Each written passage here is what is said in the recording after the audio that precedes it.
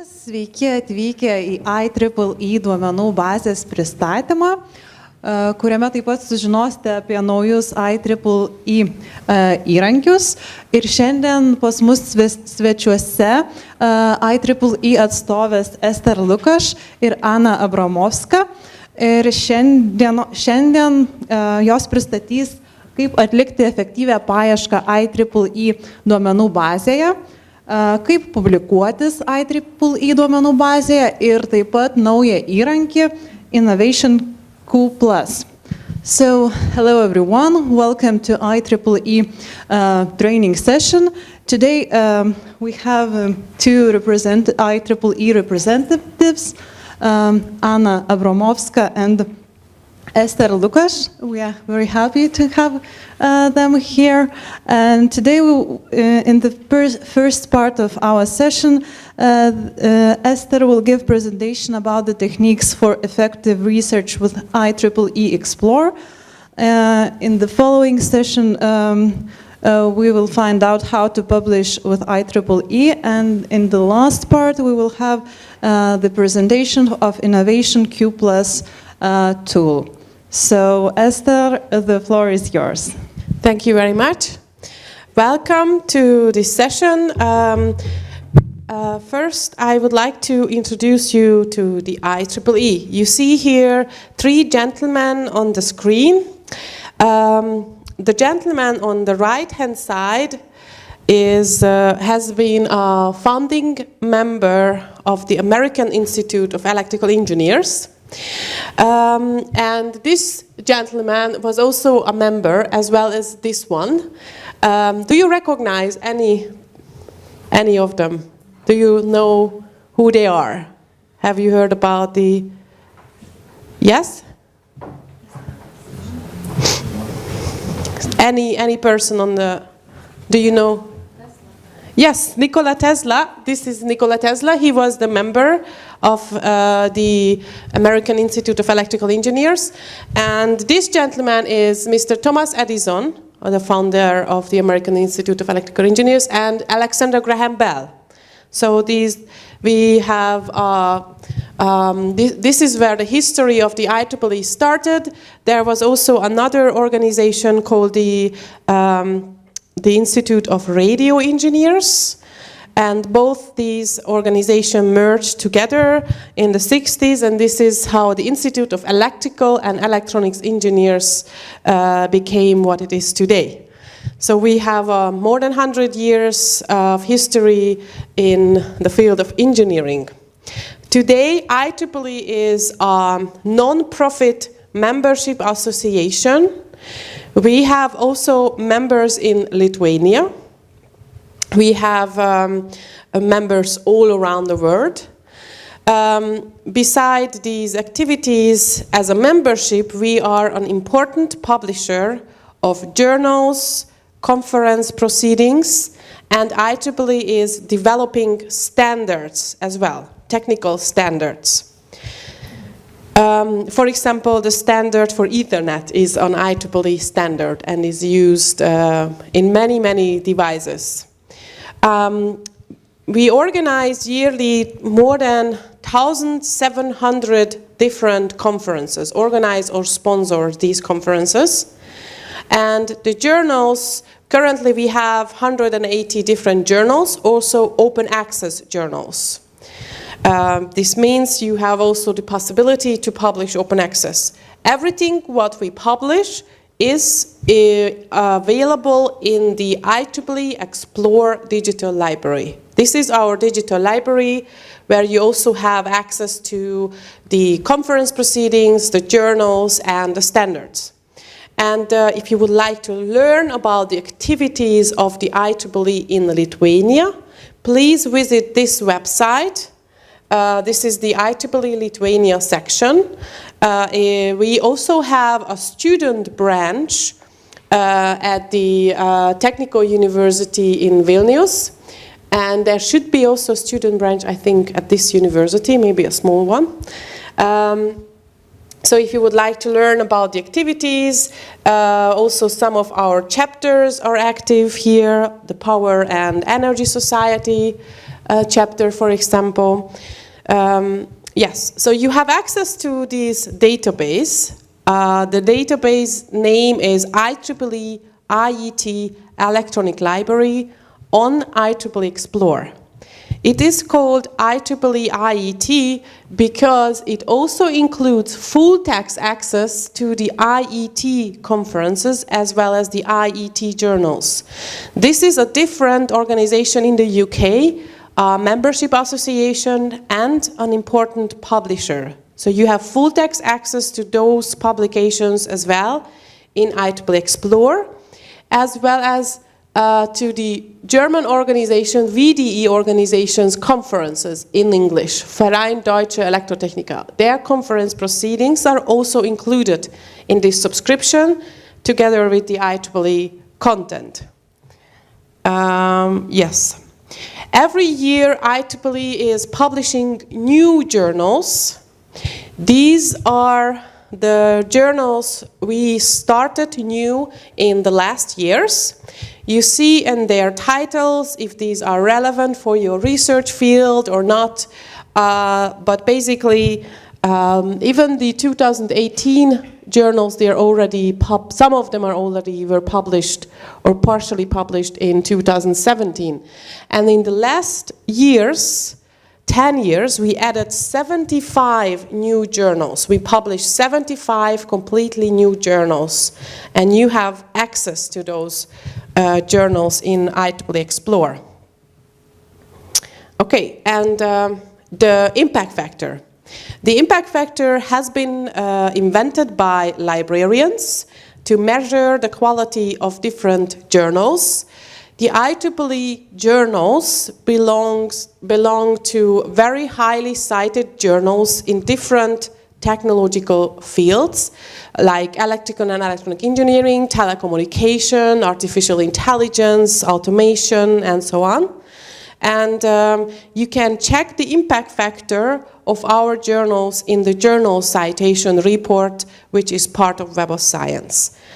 So this shows the impact factor is based on the number of citations to articles in a certain journal, and then there will be an average calculated.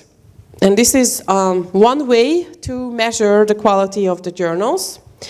But our content is not only cited in journals and magazines, it is also cited in patents. We have a very big influence on patents. Patents are citing non-patent literature like IET, IEEE, Elsevier, Wiley to prove or disprove the novelty of an idea, okay? So they have to show what has been published before, and non-patent literature is one source to check this, the ideas. And you see that the IEEE publications are very, very highly cited in patents. We have a very big impact on the newest technologies, the newest developments, which leads to patent applications. On the second, you see the Association for Computing Machinery, or ACM. Probably you know this publisher as well. So this is an overview about the topics where IEEE publications are cited most in patents. So these are the fields where IEEE has very important influence. And many companies around the world are using IEEE Explore every day. So big corporations, they are working engineers, they use IEEE Explore for their daily work to see and to search for technical precedent, technical evidence for a certain problem, to avoid that they reinvent something which already has been published. So it's not only used on academic and research institutes, but it has an impact on the companies as well. Okay. So this digital library includes all the conference proceedings and the journals of the different IEEE societies. This is the list of these societies. This is a very boring slide, but it includes all these topics you see in their names. Like, for example, the IEEE Computer Society is a very, very well-known society, IEEE Power and Energy Society, but we also have magnetics, microwave, nuclear and plasma science, aerospace, information theory, geoscience, and engineering in medicine and biology society. So these, with this slide shows that IEEE is very multidisciplinary. It is not only electrical engineering and computer science, but we publish in all disciplines where there is a connection to technology. So even if you're studying music, but your research or you're writing a PhD on an influence of technology or digitization, you will definitely find a conference at least where you could publish your research. Okay, we are very multidisciplinary, and we are adding a lot of new conferences to IEEE Explore. So you see here the development. Now we have reached 1,700 conferences a year. So this is a huge portion of the database are coming also from conference proceedings. And here to show you some of the well-known IEEE standards. This is what I mentioned, a very famous IEEE standard used in many different devices. You have access also to the standards in active and archived the versions. You have full text access at this university and also in some other universities in Lithuania. Do you have any questions now? Not yet? Is in the room someone an IEEE member, a member of the IEEE? Okay. Good, then I will change now to IEEE Explore and change the microphone as well.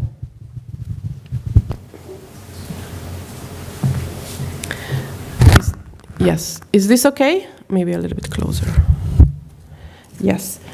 So you see on the screen, maybe I will a little bit more close. On the screen you see IEEE Explore. This is our digital library, and you have access to this database. You see, we are recognized as Kaunas University of Technology. This means under this IP range, you will be automatically recognized. I'm not sure if you have full text access from home. Do you have Shibboleth or VPN? VPN. So there is a solution for you. If you would like to use the database, you have to download the VPN client probably to your computer. Then it works also from home. So let's search, maybe start with a basic search, and then we will go to the advanced search, and I will show you some new features. So you see here suggestions coming from the database. These phrases are based on index terms or subject headings from the database. We use in our database the IEEE thesaurus, the author keywords, as well as the InSpec controlled and non-controlled index terms. So we license the InSpec index terms as well into the database. So these suggestions are coming from those technical phrases. These are not based on most search terms or something like Google would suggest you. This is a reliable and especially for engineers developed database. So if I would search here for medical signal processing in the database, I'm searching everywhere. in the metadata in this case. So this is a basic search in the metadata, means I'm searching in the title of the articles, in the abstract of the articles, and in the subject terms, index terms, and of course I will have many, many results. You will see it always highlighted, the searched keywords in green, in the title. And I have searched, it will be automatically searched with an AND operator between medical and signal and processing, as well as the exact phrase. This is sorted by relevance already, and on the top of the screen you see the different content types. So we have conference proceedings, journals, and magazines. Early access articles are the newest published journal articles, which are not yet printed or published in a whole issue, but they are already available online in IEEE Explore. And then the conference proceedings.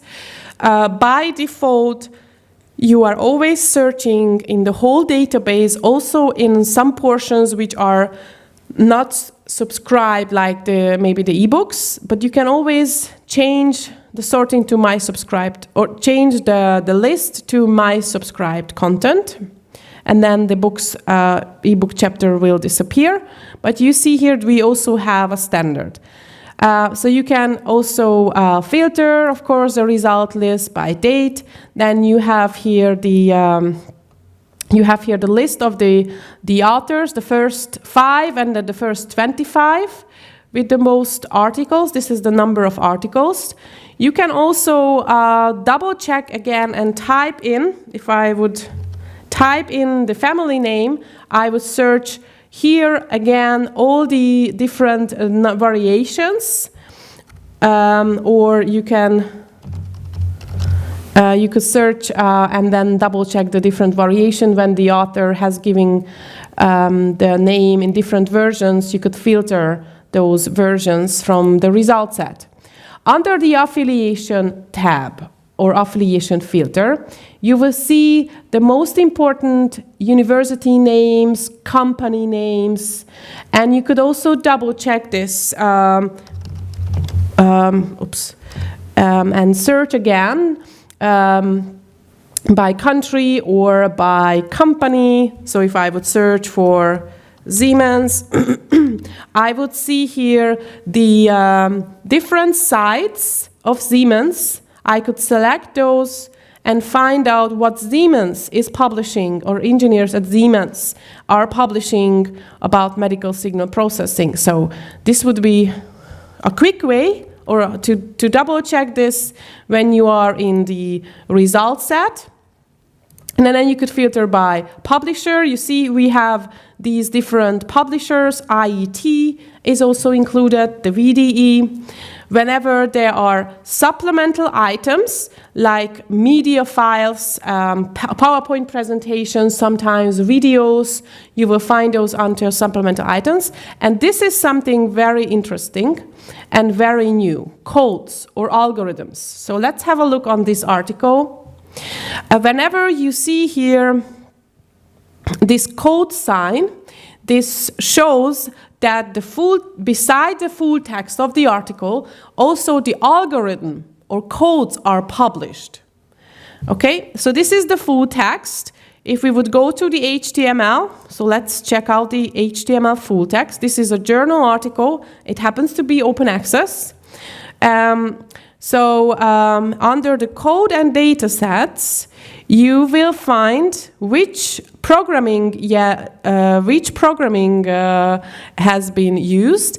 And I see that this widget is not working well for IEEE Explore. I mean, for this widget. Oh, maybe I should go to Chrome. Okay, but basically you will find the code, a link to the code. Yes, here it's working. Okay, which is on CodeOcean. This is a different website. And here on CodeOcean, you can run the codes, you can modify the codes, and basically this is the corresponding code to the article, okay? So let's have a look on CodeOcean maybe. So CodeOcean is an open website, anyone can use it, and here, what was this?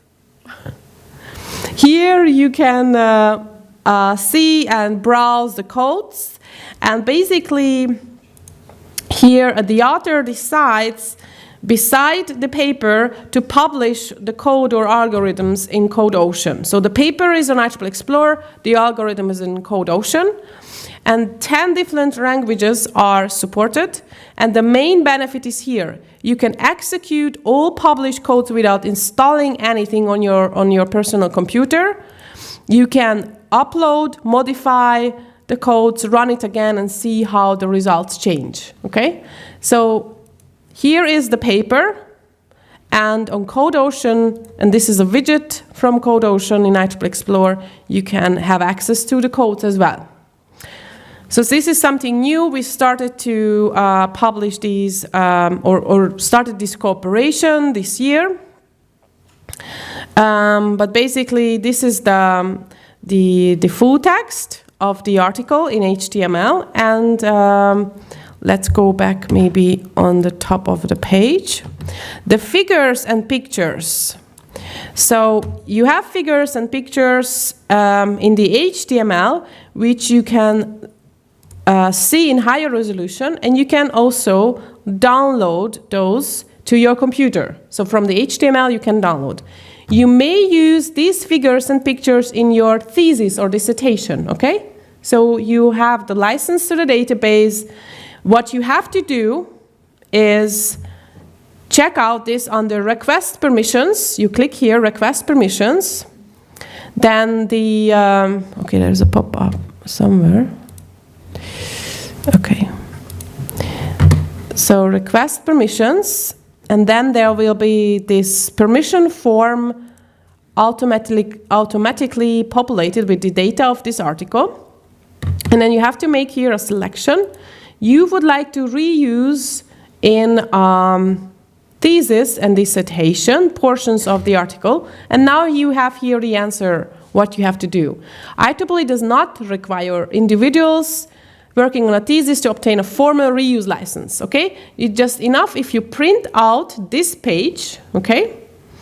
But you basically can go ahead and use a figure and graph. Of course, you have to give full credit to the original source and give the IEEE copyright line, okay? So, but this is the answer. You may use figures and pictures in your thesis or dissertation to access and to use these.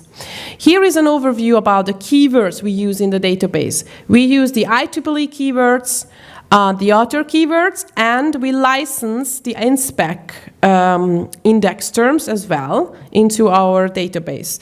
So this overview first will help you to decide if the article is relevant for you or not, and it will also help you to generate or to combine different keywords with each other. So very rich on keywords. Yes, but basically here is the abstract, the publication, data, and so on. Let's go back to the results. Maybe, where was my result? So let's say we would like to be automatically informed about new publication in a certain field. And, oops, okay, let's refresh the site. Or I will just go ahead and work in Chrome, maybe. Okay, so I can always refine my search by adding other keywords. So if I would truncated here with this little star, asterisk wildcard, then I would search here for constellation, consuls, and constelling, and all the different versions. So I'm adding an additional keyword and would like to narrow down my search. And I would like to automate now the search. So to automate the search, you can set a search alert. This is almost every database is capable of this. Okay, I really highly recommend for PhD students to set search alerts. Then you will get automatic email notifications when there is a new published article available in IEEE Explore with these search criteria. Okay, setting a search alert. For this feature, you have to create first a personal user account on IEEE Explore, which is for free. You can use this and you can create this for free. Just give your email address, your name, and after you have registered, you will be logged in, or I will log in with mine to show you how this works. But basically, this is the same like you are entering Amazon and you would like to save something to your wish list. You have to personalize. You have to be logged in to the interface. So I'm now logged in with my personal user account, and now I can save searches, okay? So I click here on set search alert. I have to save my search, name my search, and save it here. And I have already reached 15 is the maximum, so you can save up to 15 different searches, okay? It can be a search for an author, it can be a search for an affiliation, on a topic, or different topics. You will find those saved searches under My Settings and Search Alerts. So this is where they are then visible. You can also delete here some of them or disable the alert as you like. But this is basically saving searches. So let's go now maybe to an advanced search just to have an option. And here you can add additional search boxes and use and or and not operators. You should always use these operators from the drop-down menu and never write it into the search box, okay? Always use them from the drop-down menu. And you can also search different fields of the database. So for example, if I would like to search for review or survey papers about 5G, I would search for in the document title for review and survey and give maybe 5G as an index term. If I search here the index terms, I'm searching at once in the IEEE terms, the inspect terms, and the author keywords, okay? So you choose these index terms and click on search. You can here also limit the search for certain publisher if you like, or just keep it as it is. But basically, this would be one option to search for review or survey papers about a certain topic. Maybe you could also save this as a search alert. You can download at once 10 PDF documents in one package. If you select 10 PDFs from the result set and then click on download, and this will generate a zip file, okay, on your computer. So you can go ahead and you can download these PDFs at once. But you saw that we have also the HTML version, which the HTML version has the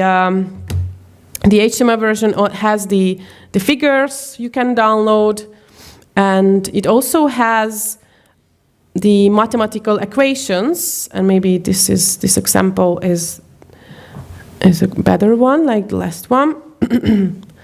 But basically, this is the full text of the paper, and there is no.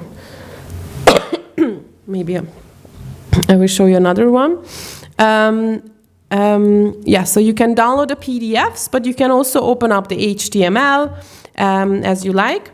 If you are working with citation manager programs like Mendeley or Zotero or RefWorks, which one do you prefer? Yeah, we provide trainings about RefWorks and Mendeley. Mendeley, okay.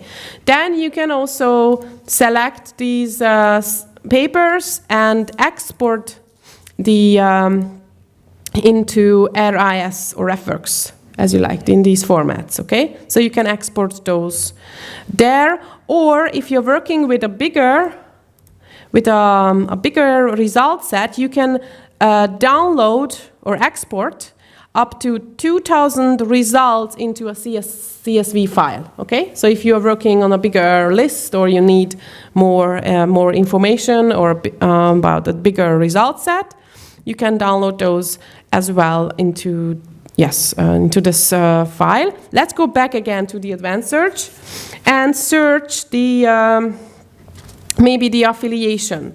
So the affiliation, so how to find out what Siemens is publishing about or other companies. You have to choose the author affiliation facet on the right and type in the name of the company on the left. And, okay, just to give you some options, Bosch, author affiliations, and I would like to find out what do they publish about sensors or something. So author affiliation, you always have to use this OR operator first, and then narrow it down with the end. We are working now on a new search engine, so this will change a little bit in the future. But basically, I'm searching for papers written by authors, by engineers from Siemens or Bosch about the topic sensors, okay? And if you're looking for a job, or you're going for a job interview, you can use this database for this as well. So you can check if the company where you are applying for a job, if their engineers are doing research, publishing, you can find out who are the most important authors there. You can search maybe, if you know the name of your interviewer, you can search for the name, his or her name, as an author search, and find out if he has published on Explore, has the paper been cited? Has it been an influential paper? So to find this out, you can go to this sorting, most cited by papers or most cited by patents, okay? So if we go to the most cited by patents sorting, we are finding out which papers were cited in European patents, in US patents, or WIPO patents. So you can even check this out, which patents are citing that paper. It also has been cited in 34 different other papers. This is a publication in the Transaction on Biomedical Engineering, and you can see the list of the patents and also the citing papers under the Citation tab, or if you go to the Metrics tab, you will find also links to Scopus and often to Web of Science, so you can link out and check the citations there, okay? Okay, so this was about the advanced search, the codes, and let's do maybe an affiliation or an author search. So if you're looking for an author, your professor, or Vaidotas Marozas, for example, so you can search for the publications. Is it correct?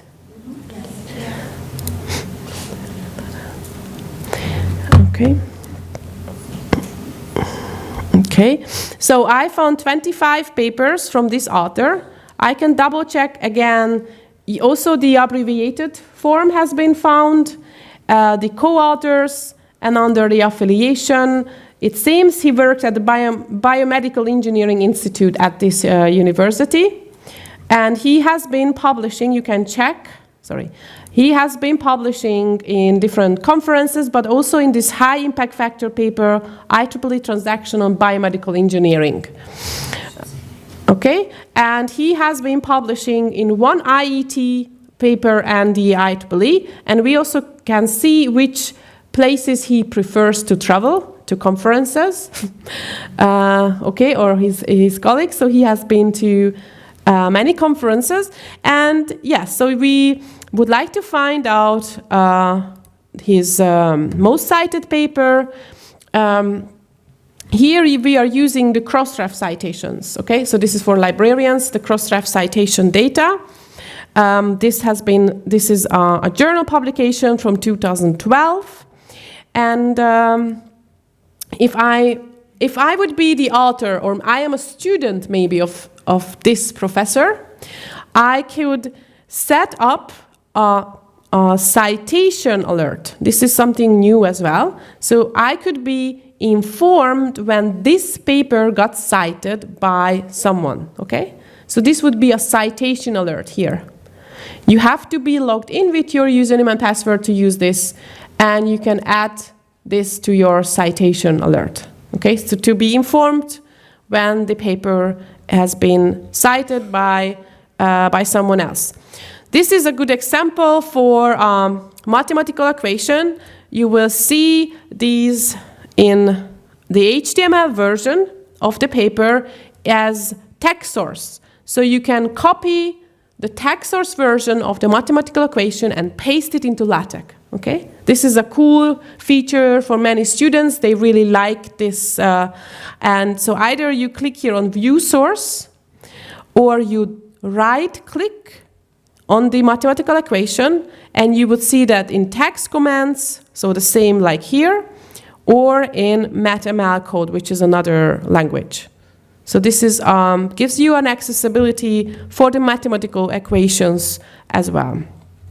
So that was the citation alert. Under the browse, you can go directly to the journal's page. So antennas and propagation, maybe it will suggest me titles. Already it searches the titles of the publications, IEEE publications or IEEE. Everything was included here. So this is the website of that journal. You will see the impact factor information. And for many journals, if you prefer an IEEE journals, you would like to read that journals regularly, you can get and download the entire issue in one PDF of the last issue, okay? So this will just take a little bit. But basically, when you see this get entire issue, this means you can download the article. And now I cannot go back. Okay, so we have now a little time, and I would like to play a game, a quiz with you. And for that, I would like to ask you to take your smartphone, because you are going to participate in this quiz with your smartphone. And you can win some t-shirts from the IEEE if you are answering correctly and if you're quick, okay? Just have to open the website, and maybe I will go to Chrome.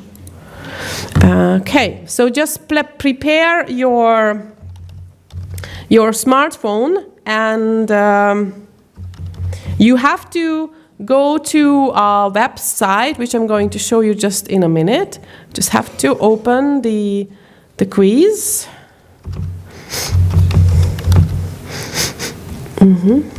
Okay.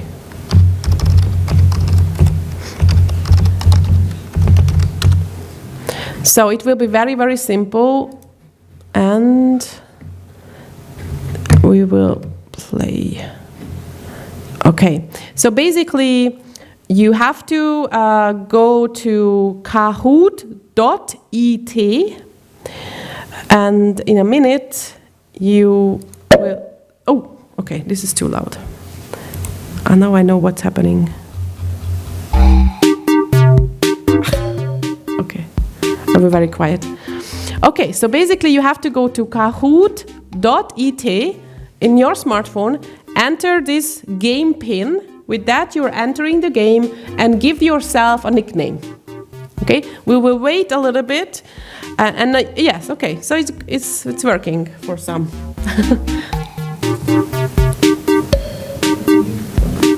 This music is.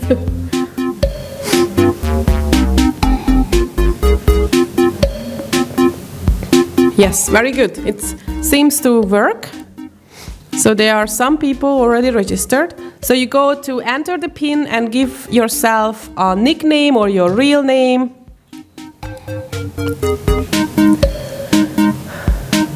And I will just wait a little bit more that you have time to enter.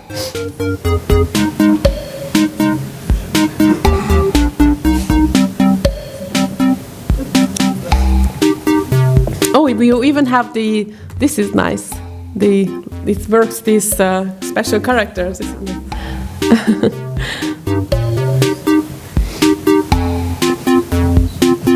So after this, we will finish with this first session, and then will be a break, and then we continue with the publication part.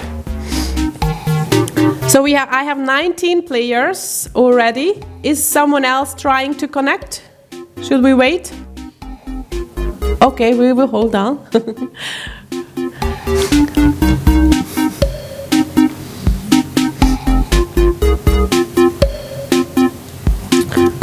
Okay, maybe I can check. Oh, it's still downloading the paper.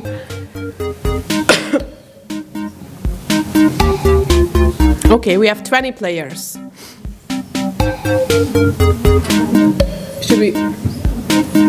Can we start? Should we hold on? Is it not working? Okay, so we have to start, I think, now, because, yeah, so this is the number. Okay, we have 20 players,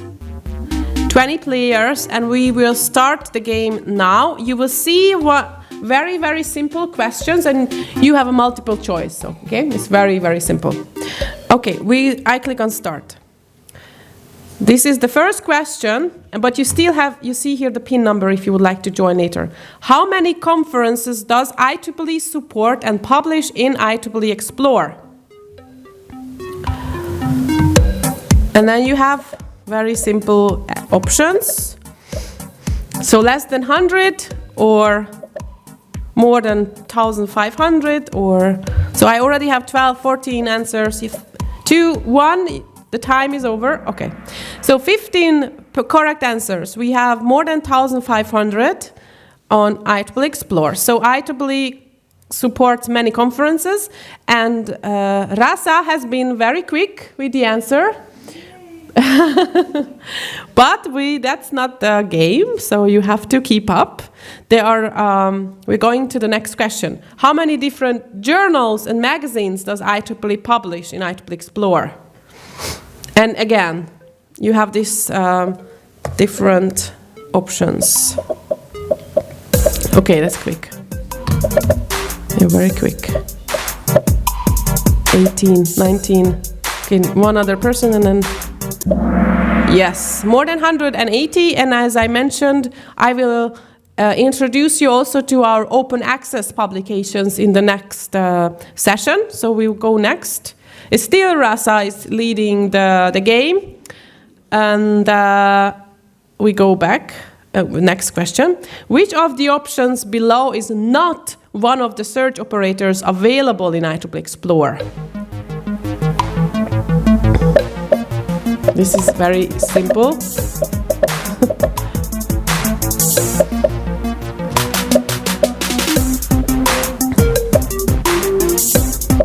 Okay, 5, 4. Okay, wow, very good. Sometimes, yes. Sometimes it's not a search operator. It was very simple. And Jurgita, how do you say? Jurgita? Yes. Jurgita is now first, and Jana is only second. But we will go to the next question. What is the best way to know when the latest issue of an IEEE journal is published?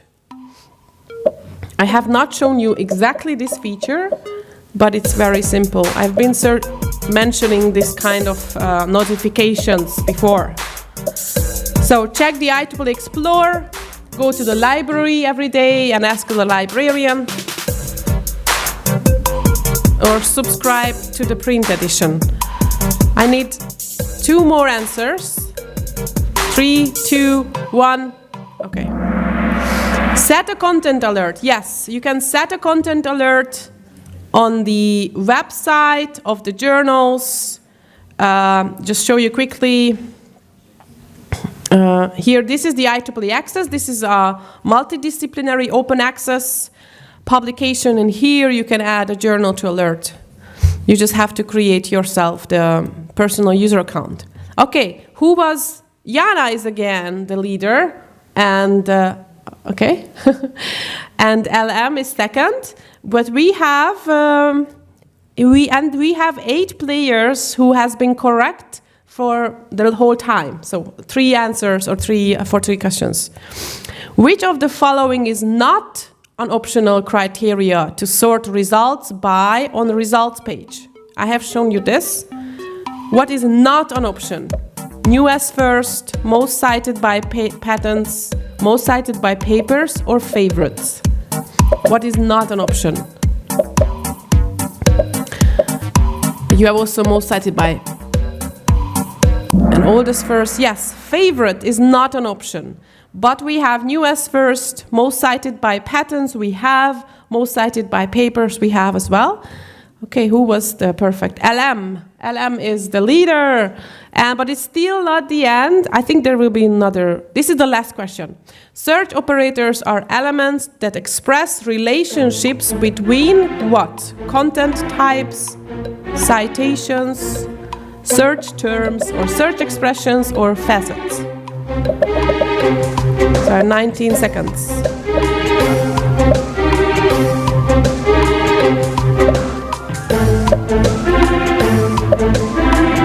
And then we will see who is the winner of the game, and then get the t-shirts maybe.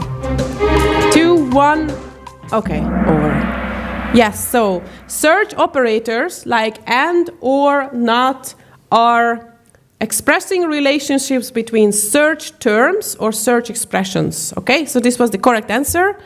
So, and now we have the winner is LM. Who is LM? Oh, great, congratulations. Please, can you come down? Anna, can you help me? Thank you. Thank you very much. You've been playing a great game. The second is Andrapa. Who is Andrapa? Please come down for your t-shirt. Congratulations. And the third position goes to Rasa. Rasa, okay. Okay, but we can, yes, the other, yeah, Jana was fourth and LZ was, fifth. Okay, so we will have now a break, right?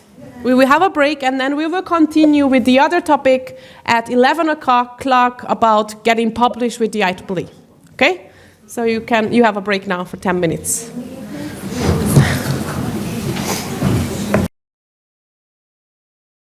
But let's keep the time. So why do researchers, engineers publish at all? What is the goal of the author? What do they like to achieve? What do you think? Is this good for their career to publish something? It can help. But what is the basic idea behind? Introducing new technology. Yes. To introduce? Okay. Technology. Yes. And to share that, right, with others. To share with their colleagues or peers who are doing research in the same field. That's the basic idea, to share information with other peers. And, of course, to improve the field, to move forward and to improve. If you publish, you're sharing your research results with others.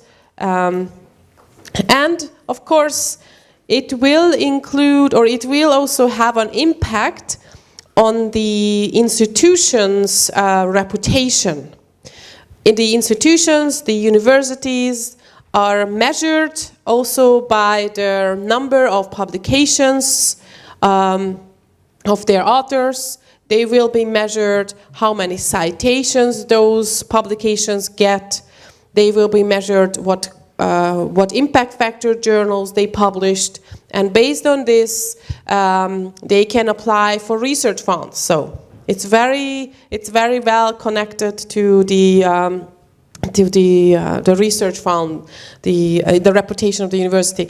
And here I tried to find out how many publications we have from Lithuanian authors, and I found more than 1,300. But I have to say that in some previous year we were not able to search the secondary or other author affiliations. Okay, so it is probably higher. But starting 2016, I can also search the affiliation of all the different authors in the database. So I have more than 1,300 publications, and from Kaunas, from all universities in Kaunas, I have 400. More than 400 are coming from Kaunas, and this paper, which is a very highly cited paper. I think this is not from your university, the technical university, but from the other one. But I just would like to show you that these are the most important authors in Kaunas publishing in IEEE Explore, not the whole list, not the complete list, just some of the most important ones. Do you recognize some of the names on the list? Okay, good. And this is not from the technical university, but the Vytautas Magnus University. I just wanted to show you this because it's really, really influential paper. This person has been publishing with other authors, co-publishing with other famous authors. And this paper got a usage from 13,000 downloads on our interface. It we found citations from Scopus more than 2,400, and we have this information for the highly cited papers. It also has a social media activity. It has been mentioned, cited in Mendeley, in Wikipedia, even in one policy document. So it's a very influential paper, this paper. But I found another paper from your university, this paper. These are the authors. And this is also a very, very good cited paper. You see Web of Science citations, and the usage is very good. So we have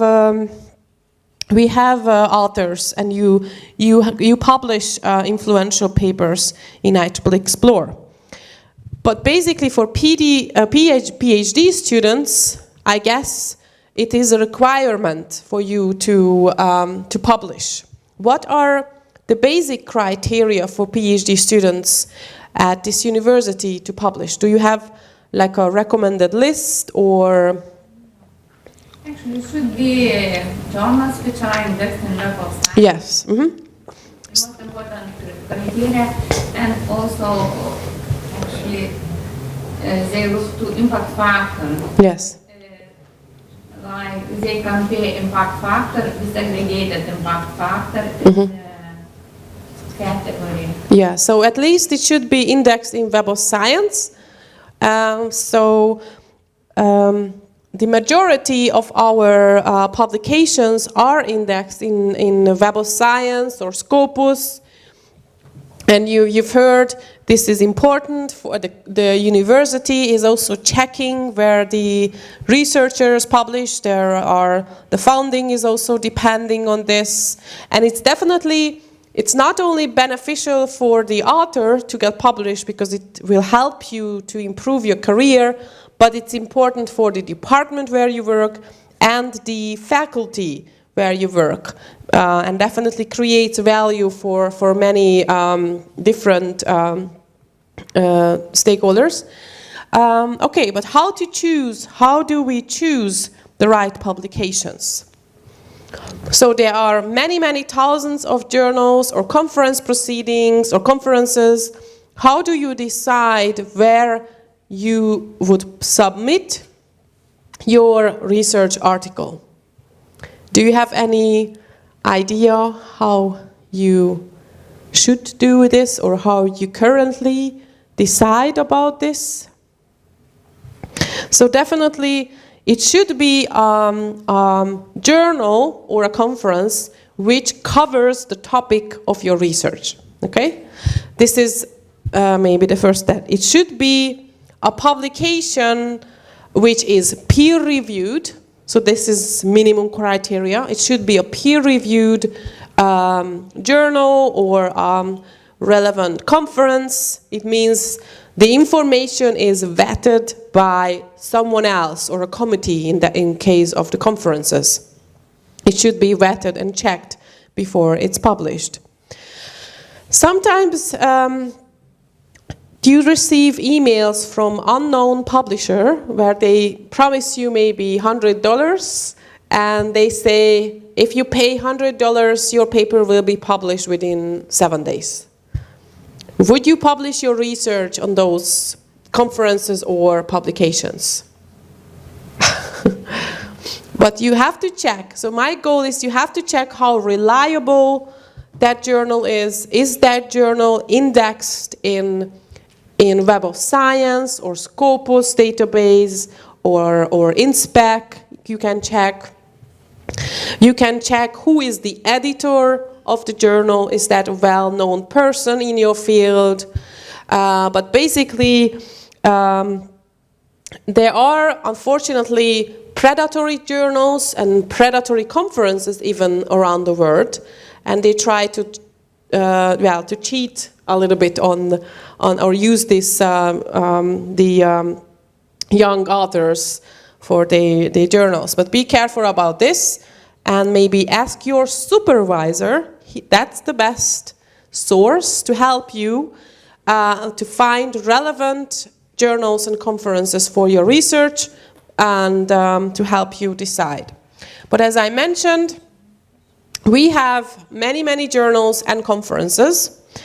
When you decide to publish, you have to know who is the readership, who is the audience you are writing to, okay?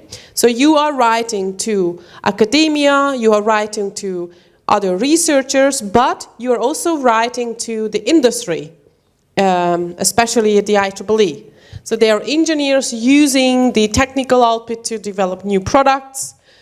So you have to think about how your research results could be beneficial for others, okay? What are the benefits of your results for others? How could others use your results in their field? And then you have these two options with the IEEE. So if you publish with the IEEE either a conference or in a journal, you will be published in IEEE Explore Digital Library. This is a well-known interface used by thousands of technical universities, corporations, and research institutes around the world. But if you publish there, your paper will also be indexed by many other databases. So if someone is searching in Web of Science, on Scopus, the majority of our content is indexed there as well, or it is also indexed in EBSCO or ProQuest databases. It is indexed in Google Scholar. Okay, so if someone is searching, the metadata of the papers are also searchable in other databases. So the metadata, the title, the abstract, and the keywords. The relevance ranking is working usually based on those criteria. So, what do you think? What is the difference between a journal article and a conference paper? Are there any differences? If you have an idea, you can get an IEEE t-shirt. So, what is the difference? When do you go to a conference to present and publish? When do you submit a journal article, or what differences do you see when you see a conference paper in a database, or do you see a journal article? In conference, we will not explain everything. The particular topic we will explain. Yeah. In the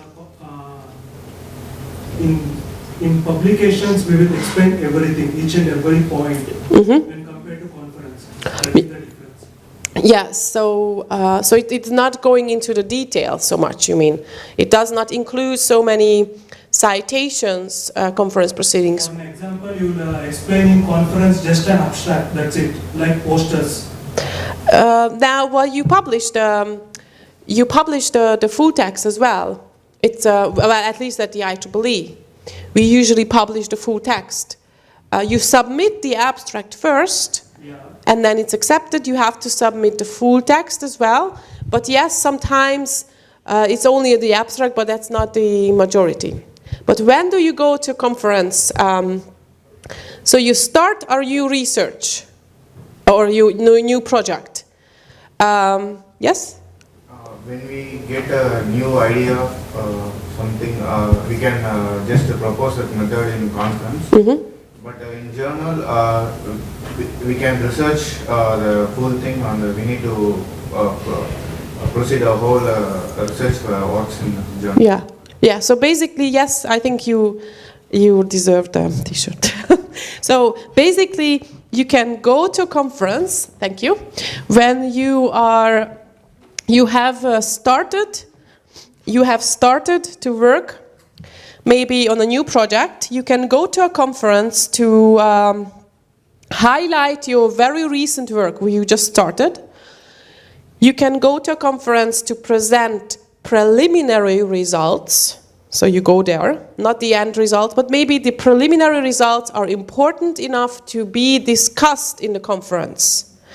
So you can go there, and at the end, while you finish your research, you should try to publish a journal article which is a fully developed presentation of your work and its final findings, includes our original research results, and your conclusions are clear and made and supported by the data. It's much more detailed. It includes also more detailed literature review. Okay, so you can go to a conference at the beginning, maybe, or several times to discuss your topics. Conferences are also very good to get informal feedback from the audience. Conferences are also very good for networking. Okay, and we suggest for students to go first to different conferences, and then later submit a submission to a journal. But there are differences in the length as well, can be much more detailed, and number of citations. They use different templates, so you have to be careful about what kind of templates you use for a conference, for a journal. There are differences within the societies as well. Yes, so these are the basic differences, but there are also pros and cons for journals or conferences. For journals, there are some journals which have a very, very high rejection rate at the IEEE.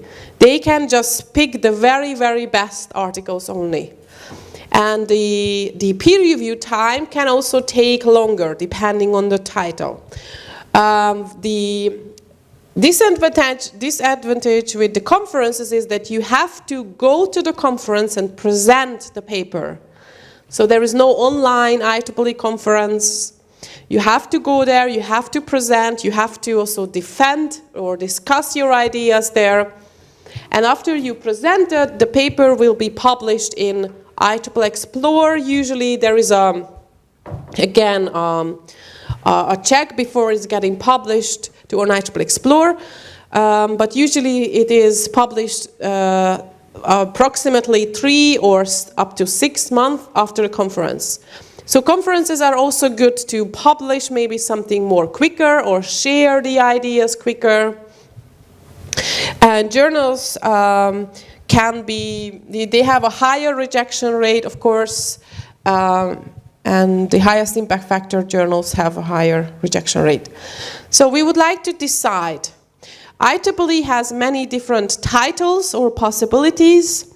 We have so-called website is called Publication Recommender, and maybe we can check this out now.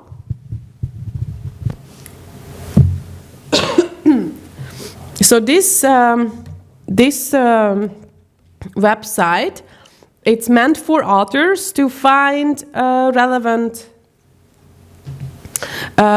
publications. So this is now about to find your target journal.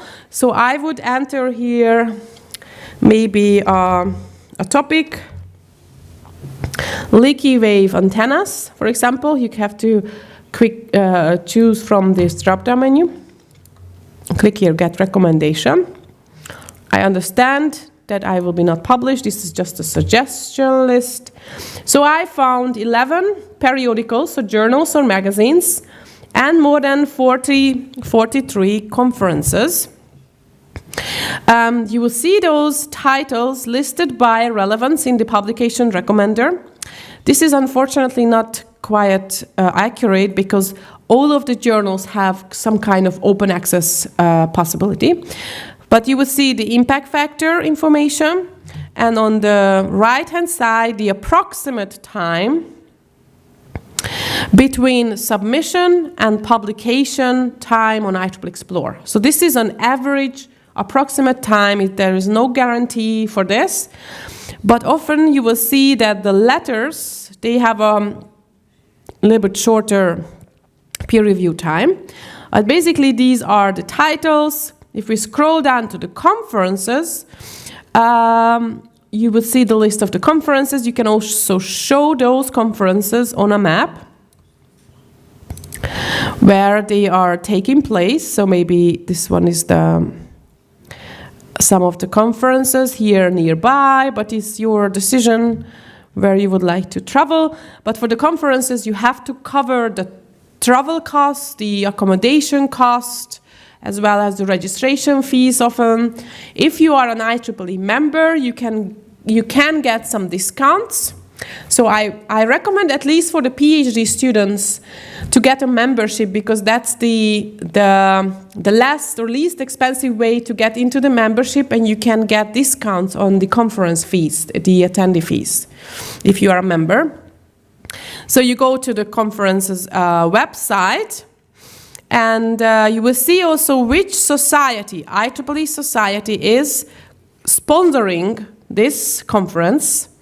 And you go to the website, and if that link is working, yes, you will find the information for authors, or here author information. You will find here the templates, the call for papers, the different deadlines. Often you have to submit the abstract first for the conference and then the full text. But this would be one way. So I've started here in the publication recommender. This is for the journal, the conferences, and then if I would like to check out the paper, the journal, I start the submission for the journals on the website of the journal. Under the About journal, I see the impact factor, very important, the aim and scope of the journal, which society is publishing, who is the editor-in-chief. Then, if you see, this would be one of your target journals where you would like to publish in your future, I would set up a content alert to this journal to follow really this journal, read many articles from the journal, see what kind of publications they publish, who are the authors, what kind of literature they cite, okay? So I would add a content alert. And also important, I would always visit the website of the society who is responsible for publishing this IEEE journal. This IEEE journal is published by the IEEE Antennas and Propagation Society, and under the publication tab, you will find here recommendations for authors or information for authors for these of these journals, okay, or see which conferences is this society supporting. So this is very valuable, the society's website. Sometimes you even find here recommendations written by the editor, how to write your cover letter when you are sending back your article for correction or something. So this is very, very valuable to check out. Okay, so this I started on the publication recommender, and then you can decide if you would like to publish open access or not, what we will discuss this later. So this was this, and then we also have another site where you can browse and search within all IEEE conferences, for example, by region. So you go to the IEEE conferences website. Well, I would like to find out which conferences, IEEE conferences, are taking place in 2019 and where is information supported. If I click here on Refine Search, I can search within these limiters. I can see if an IEEE society is publishing. I can see and browse by topics or field of interest. Of course, one conference can cover different topics. And if I delete this data filter, I would like to find out the conferences in Lithuania. Yes. So I found these 4 conferences which are taking place in Lithuania. Okay, this one is very soon. Klaipėda. This is a famous conference, Baltic Conference. This is organized regularly. Have you heard about this conference? The Baltic International Symposium. It's an IEEE and shared with another society. There are conferences in Lithuania, but of course you would not just go to Lithuania to conferences.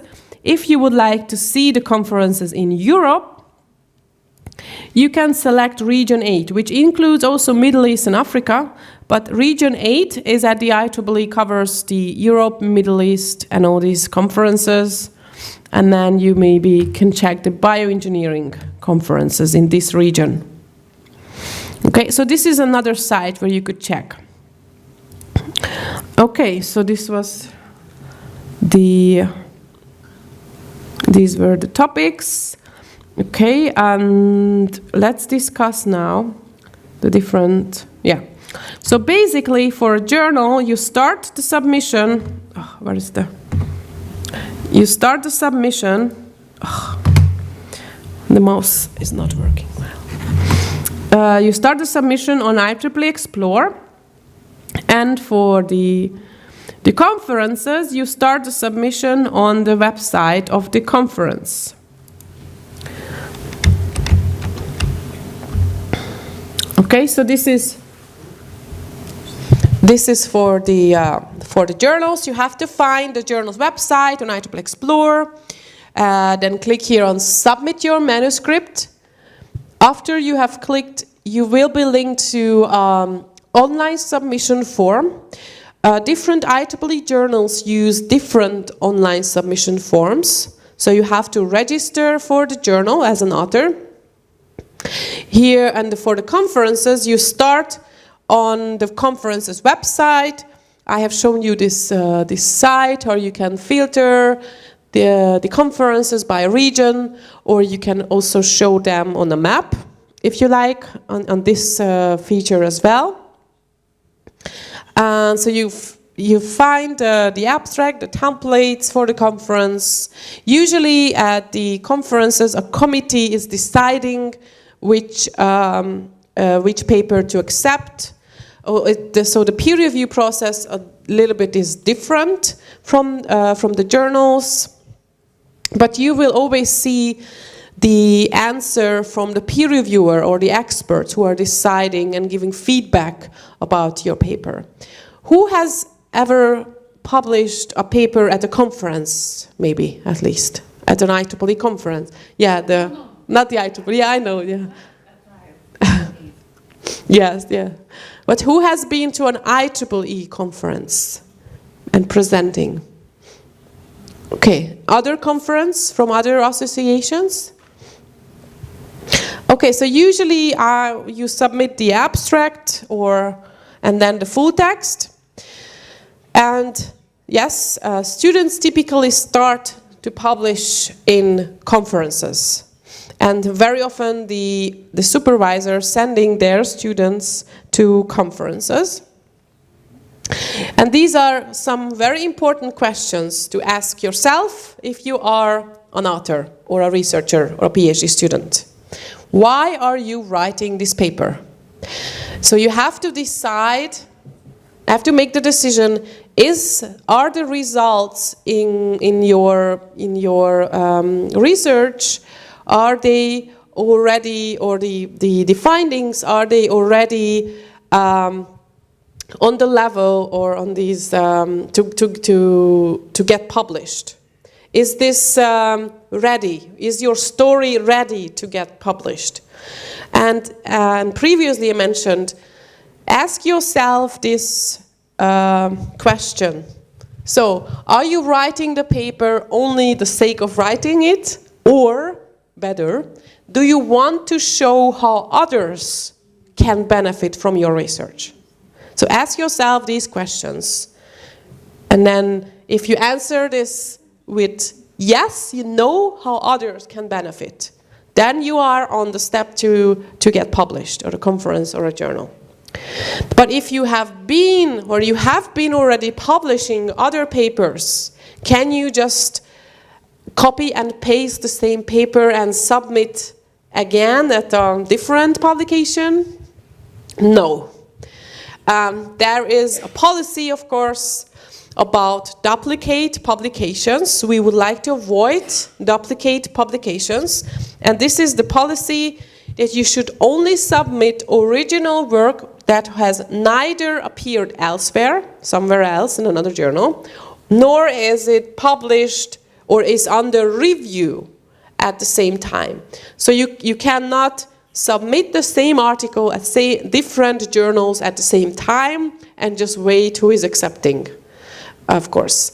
If you are submitting to a journal but you would like to go still to a conference, you have to mention this in your submission to the journal that you're planning to publish portions of this or in a conference, and you have to check if this is allowed at the journal or not. This is also usually often mentioned in this on the society's website under the author information. Okay, what should you do or what should you not do?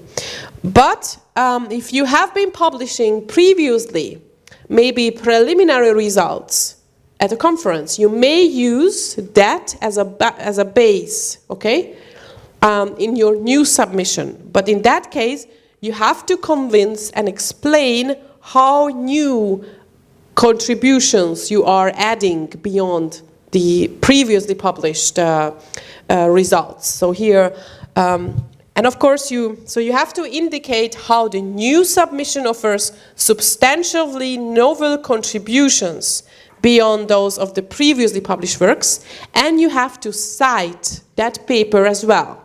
You have to mention that paper in the cover letter what you write to the journal. Okay,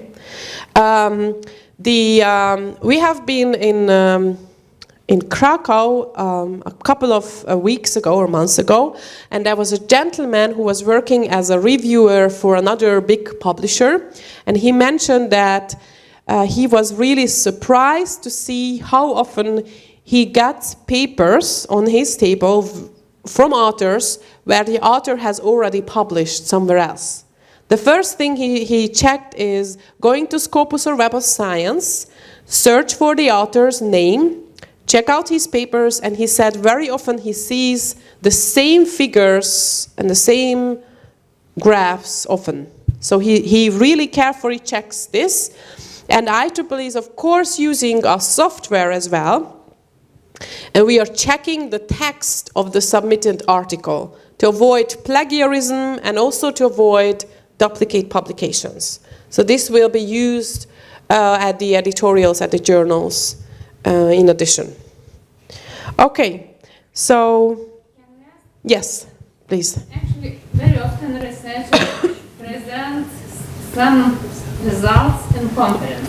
Yes. And they publish conference paper in proceedings. And after this, they write article, and some of information are from The conference, yeah, proceedings. yes. What could be the duplication between this information, or it's not allowed? The application in the, how big is the percentage, you mean? Yes, it depends on the journal. Well, one of the editors, so it can be different from journal to journal. Sometimes, if a researcher goes to a conference, the researcher, the author can be invited to a special issue of one of the IEEE journals.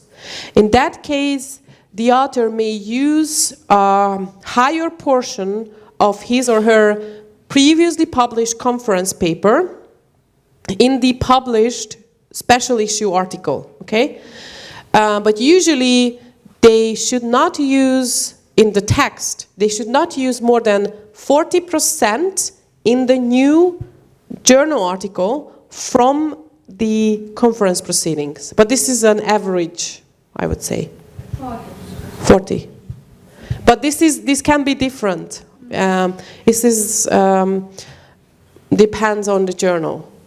But they have to cite that conference proceeding because they have been presenting already, as we mentioned, maybe preliminary results. And I think in computer science, you publish a lot in conference proceedings because it's a quick way also to get published. I think I've seen, in Scopus, for example, in the field of computer science, more than 50% of the publications are conference proceedings. So conference proceedings are, in certain areas, very important, where in the engineering fields, but where, for example, in medical science, or they would publish mainly in journals, okay? So there are big differences in the disciplines. In engineering, conference proceedings are important and cited often. But conference proceedings do not have impact factor, okay? Only journals have impact factor. Okay, so when we start to publish, so write, how do you usually start to write? Or before you write, do you have any suggestions for others in the audience to share? Or do you have any ideas what you think it has been wrong, how you started? Or you just sit down and write and finish in 4 hours? And I think you need a good idea and experimental results. Yes. Yes. If you have a good idea and the results, yes. But, yeah. Then you decide which paper you want to Yeah. submit and meet the requirements of The aim and scope, yes. and start writing the Yeah. paper. But how do you know if someone has already got this idea? How do you avoid? Or someone... At first, when you came with the idea, you have to check if anybody else is Yeah. developing that. And how do you do that? Use Google. Google? Okay. Okay, well, Google is maybe not the best place to do research. I mean, it should be at least maybe Google Scholar, right? Not Google. Google is, you don't know what Google is indexing, how is the quality. Yes, but also, yeah, okay. But you know, my point is that not even by Google Scholar do you know exactly what is indexed there. But the basic idea was, and that is great, you have to do literature review, right? You have to do search in the databases, use keywords to find the published articles, because this is one of the main reasons why papers got rejected. It has already been published, or the problem or your idea has not been important enough or this to get published. But literature review is the starting point of any good paper. You have to know what has been published in your field, and you would also cite those publications in your article in the field. Okay, so this is a very good point. So you would decide about some fundamental points you would like to describe your idea. You would support those by data, right? And you would also compare your results with the results of others by doing literature review. How does your idea differ from others, from other published papers? And how is it beneficial or more beneficial for others? So you would decide on this literature review, yes. And then how do you start the writing process? So maybe even if you have been writing a thesis or a homework, but this is a basic structure, okay, of a journal article. So tell me, where do you start to write your article?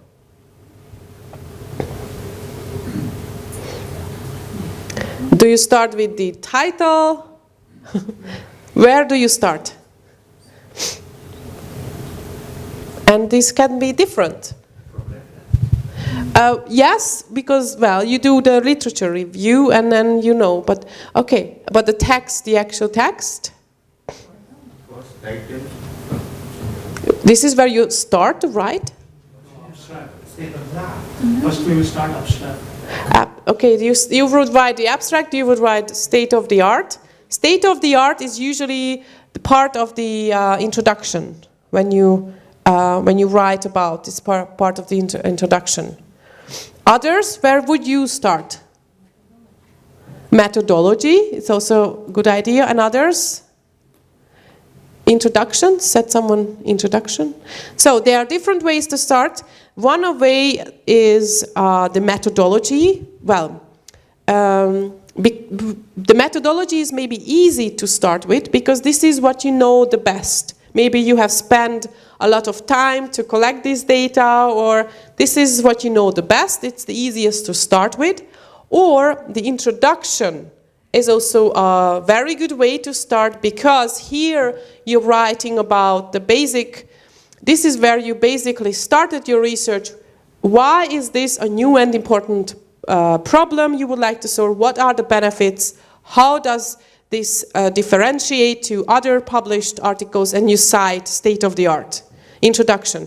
Some editors say and suggest you have to start with the introduction. Some others say methodology is a good way. And then there are many, many people who start with the abstract. But why do you start with the abstract? You said you start with the abstract. Yeah, first we will collect all the information. By collecting all the information, we can able to analyze in the abstract itself. What are the things is there in the paper? Yes, so for many reasons you think the abstract is like a guideline for yourself. But which is not a bad idea to have fundamental points or guidelines, but the abstract is summarizing the key points of your whole article. So you should write it at the end, or at least finalize at the end, okay, the abstract. But we know, but if you are submitting a paper for a conference, you are very often first submitting the abstract. And then I also submitted an abstract to a patent conference, and I now realize I should have written the paper before because the abstract it was very difficult then to find, to write the actual article only based on the abstract. I quickly just summarized. So the best way is maybe introduction, methodology, but on the other hand, there are some professors, they say it doesn't matter where you start, just start somewhere to write your article. So this is maybe also a good advice.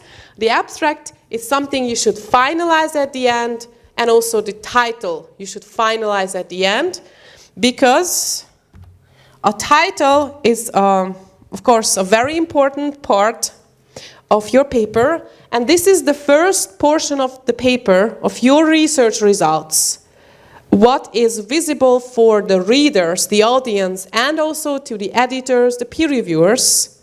So you have to spend time to write a good title, which should be usually short, easily understandable, and should answer the question very quickly. Is this article relevant for me? Okay? This is what you see in Google Scholar, the first. Any result list is the title. And it should also include keywords. And here there are two versions of a title. One of them is a bad title, and the other one is a good title. And I would like to ask you to read both versions and maybe tell me which one is the bad title and why is this bad. For several reasons is it a bad. So take your time, and if you can tell me why one of the title is bad for several reasons, you will get this nice backpack as our participation.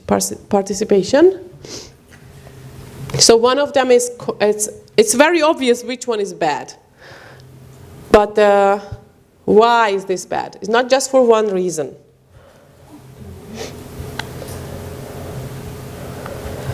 The first one, a human expert-based approach to electrical peak demand management. It's a good title. Yes. Because it's simple and detailed what we are going to know about that title. So yeah. But and the other one, why is this bad? the second one, it's too detailed. Too long. Yeah. But what else? The words are simple. Oh, there is, okay, let's get the lady. There is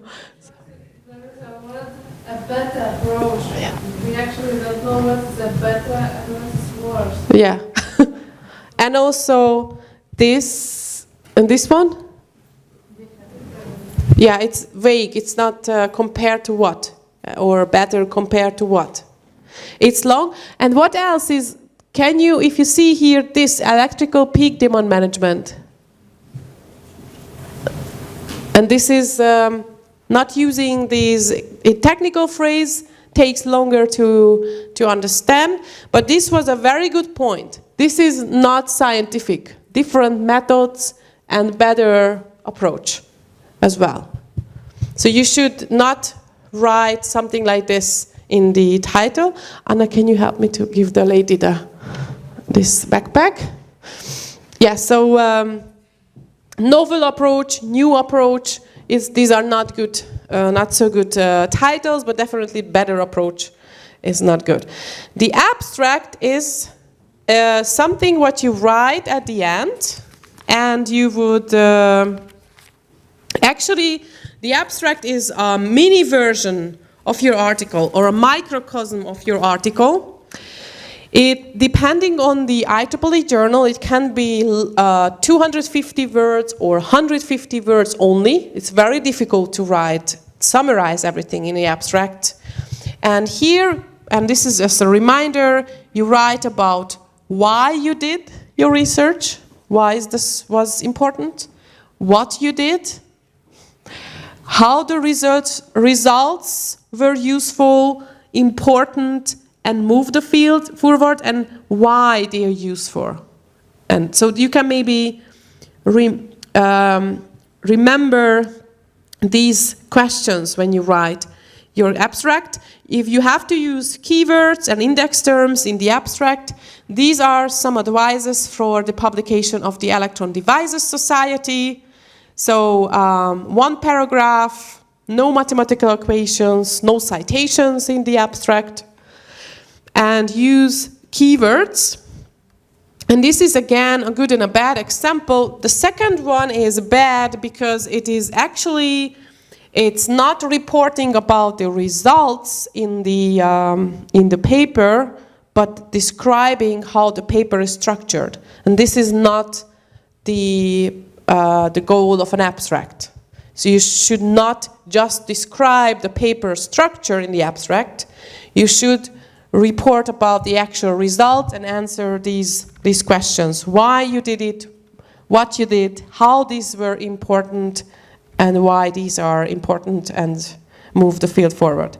And the other thing, and this is a style question, if that's the paper or the journal prefers maybe the third person, it was done or it has been done, or the first person, we or I. So this is a style. You can write it differently depending on which journal you publish.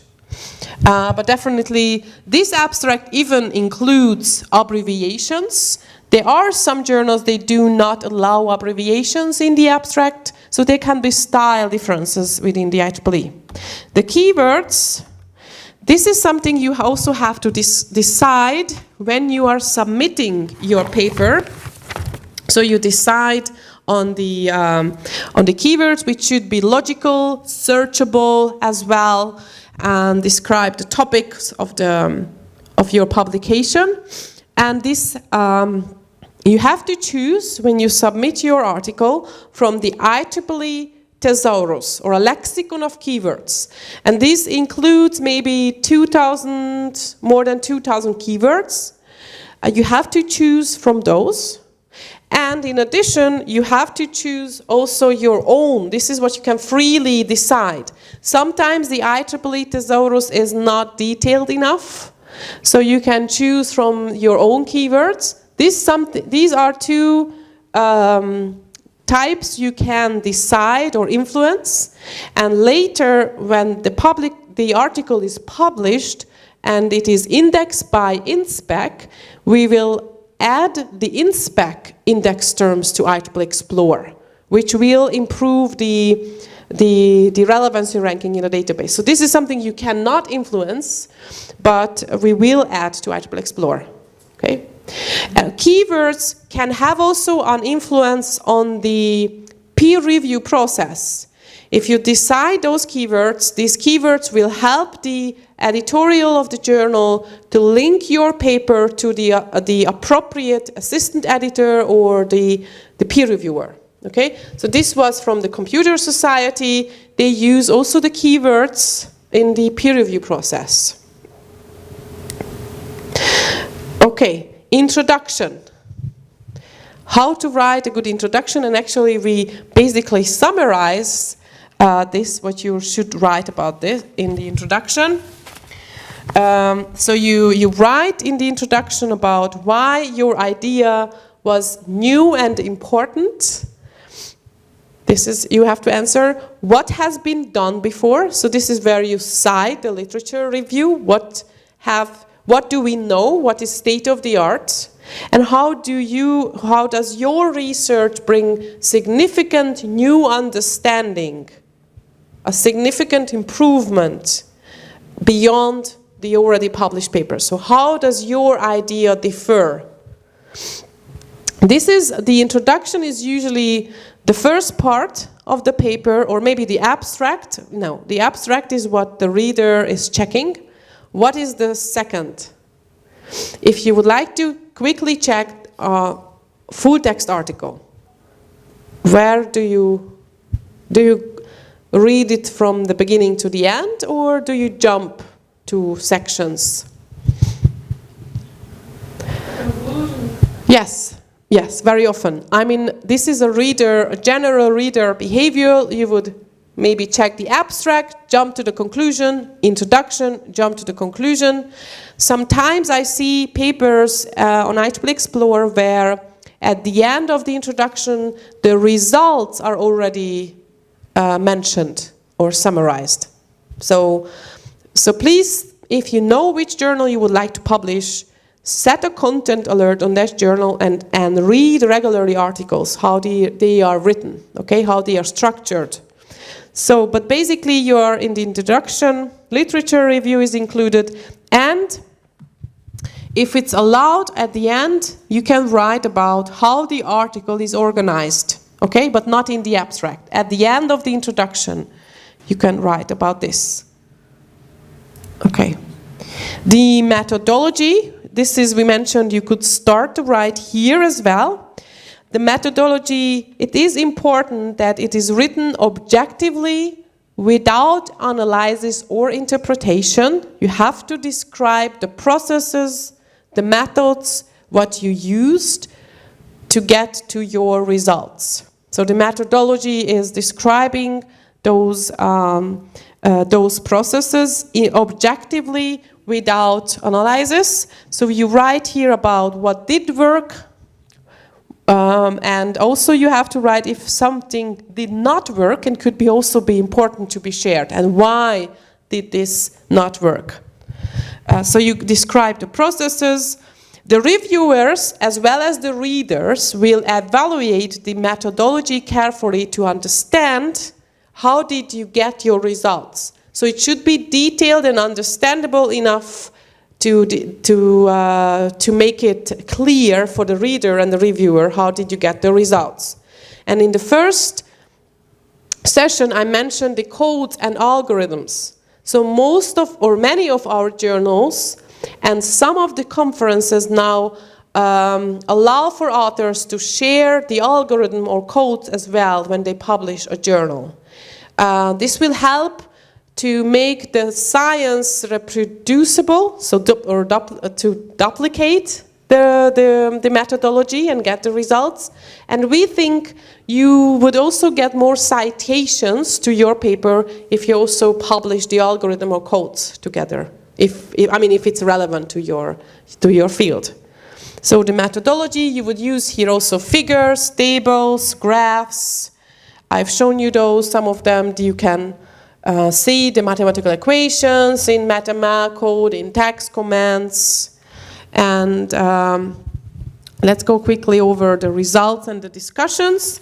The IEEE journals can have different templates. Sometimes the discussion is in the same section together with the conclusion. You will see this in the different templates of our journals, how you should structure the paper. But basically, in this section, you demonstrate that you solved some problem or improved or made significant advances to solving the problem. And the reader and the reviewer will check this if you in fact found a better result, better solution than previously published. So how do you demonstrate?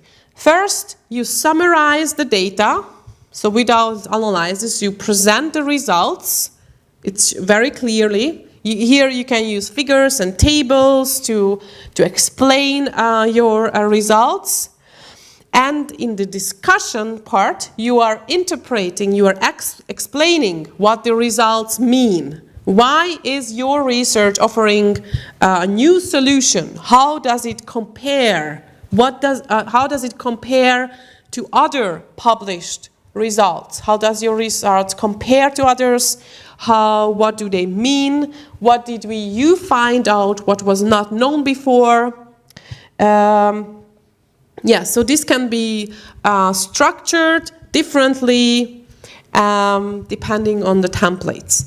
The conclusion part, the last part, this is where you explain the key points again of your, or remind the reader about the key points of your article. But it's not enough to summarize, just to summarize. You have to explain what your research means, how is it beneficial for others, to whom, and you have to make or suggest future areas of research. So where would we go or follow up from now, or where others could continue your work? Okay, so you have to explain the benefits of your research, and how others would be able to use it and make suggestions for the future. Also, this is why full text searching is important, okay? So if you are searching in a database, you have to know, and you're searching using your keywords, okay? You have to know where are you searching. Are you searching in the abstracts only and in the title only, or are you searching the full text? Are you searching the conclusions as well? If you're not searching the full text, you can miss some important future ideas from the conclusion part of the paper. Okay? Do you understand the difference? So full text searching is for PhD students is very crucial because you have to know what has been published in your field. If you know about what others have suggested for the future, you can also use this information to understand which direction your research is going. So full text searching is good. So that's why don't use Google. Not using Google. It's not meant for proper research. Okay? Use scientific databases, Explore and others to do a proper research. Because you can be rejected for many reasons. Your paper can be rejected for many reasons, and one of them is the idea has already been published, or your idea is not important enough. And you have to know about these before you write your research. And Google is not meant for scientific research. You can also find there some, not real scientific papers. It's indexing everything. It's not so good.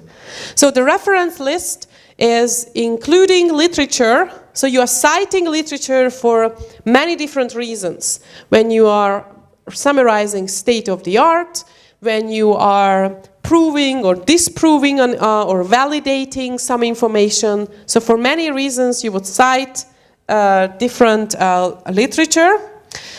IEEE is using an IEEE citation style. It's different from the MLA or Chicago style. IEEE has an own citation style, and you have to follow this style. If you are using Mendeley or RefWorks, these are able to generate IEEE style. So you collect the citations from different databases, and RefWorks or Mendeley is able to generate them into IEEE style. Okay? So it makes sense to use these citation manager programs. Okay, but basically what kind of literature you would not cite? So you are collecting literature state of the art. Okay, let's as an example. What kind of literature you would not cite in the state of the art in the introduction part? Or what kind of information should this be in publications? It should be peer-reviewed, vetted information, right? You would not cite Wikipedia as a literature review. You would cite journal articles, conference proceedings, books, standards as well. It's also as a state of the art. Maybe you would not cite the highest impact factor journals just to make a good impression. But you would cite like only Nature and Science, but you would cite the relevant in the articles in the field, influential papers. We have been cited also very often in other papers, or you think that's the where you think it's supporting this research, a research paper. Okay, so you would not cite something where you don't know what's the source, yeah, of the paper. What about PhD thesis? Yeah, yes, I think it depends also on the journal, but usually you would cite the corresponding article, maybe. So if the PhD thesis, there has been a corresponding journal article, you would probably cite better that information, the journal article. in this like international journal. But I have seen conference proceedings and IEEE Explore from Lithuanian authors where they have been citing Lithuanian literature even. But I don't think that would be very difficult for an international journal, because the reviewers, they would not understand Lithuanian, so who could check the actual literature? So you would cite English mainly from well-known publishers, reliable, high impact factor journals, and yeah. But I have seen some conference papers from this Baltic conference. I've seen they were citing Lithuanian literature. Yeah. So, okay, the last task, and this whole writing process can take time. So you, at the end, you could either give your paper to your colleague, maybe someone who is also an engineer, maybe not exactly into your detailed topic, but who understands generally the your research field, and give this paper to him or her. They can give you a good advice if you have been really clear and logical and structured in the description of your ideas. If you have native speakers, they can also help you to improve maybe your English, or say like you have been not clear here enough, it wasn't clear. But these are the basic questions you can ask yourself. Has it been mentioned several times already? Maybe you can delete some portions. Maybe some portions of your paper has to be more detailed. The methodology, maybe it wasn't clear how do you get the results. The conclusions doesn't make sense. So there is a lot of work to do on the paper at the beginning or after you finish the writing. So you would jump back to the introduction, maybe jump back to the methodology to change. Okay, this is the review process of one of our journals, the IEEE Transaction and Information Technology in Biomedicine. So this is just an example for the review process. Basically, when you are submitting your paper via this online submission form, at this first step, your paper will be checked. Are you using the template, the correct template? Is the literature review including the proper literature, or it is really obvious that you have no idea about the area, and then that will be rejected immediately. It will not go to the review process, okay? So this is the first check. And after this check, the paper will be categorized and sent to the appropriate assistant editor, and then the assistant editor will reach out to the expert, the peer reviewers, okay? These reviewers are working for free, are very busy, maybe professors, researchers, and you cannot identify those persons. So it's definitely a blind, single blind, it's at least a single blind review process. If you would like to make it a double blind, then you have to usually make sure that your name cannot be identified on the paper what you submit. So at least, depending on the journal or the society, there will be 5 or 4 experts contacted, and at least 2 or 3 have to write a review about your paper. So an opinion about your paper, what should be detailed, how is this generally, could it be accepted? If yes, what do you have to make some corrections? So, and then this opinion or review will be visible for you as well in the online submission program. And based on this opinion, it will be decided by the editors if your paper is going to be accepted as it is, accepted with minor revision or major revision. If it's a major revision, it will go again to the review process, okay, often. And at the Computer Society, it will even go to another expert, another reviewer, okay? So you can either get accepted as it is, accepted with minor, major revision, or rejected. And this process can take time, depends on the journal.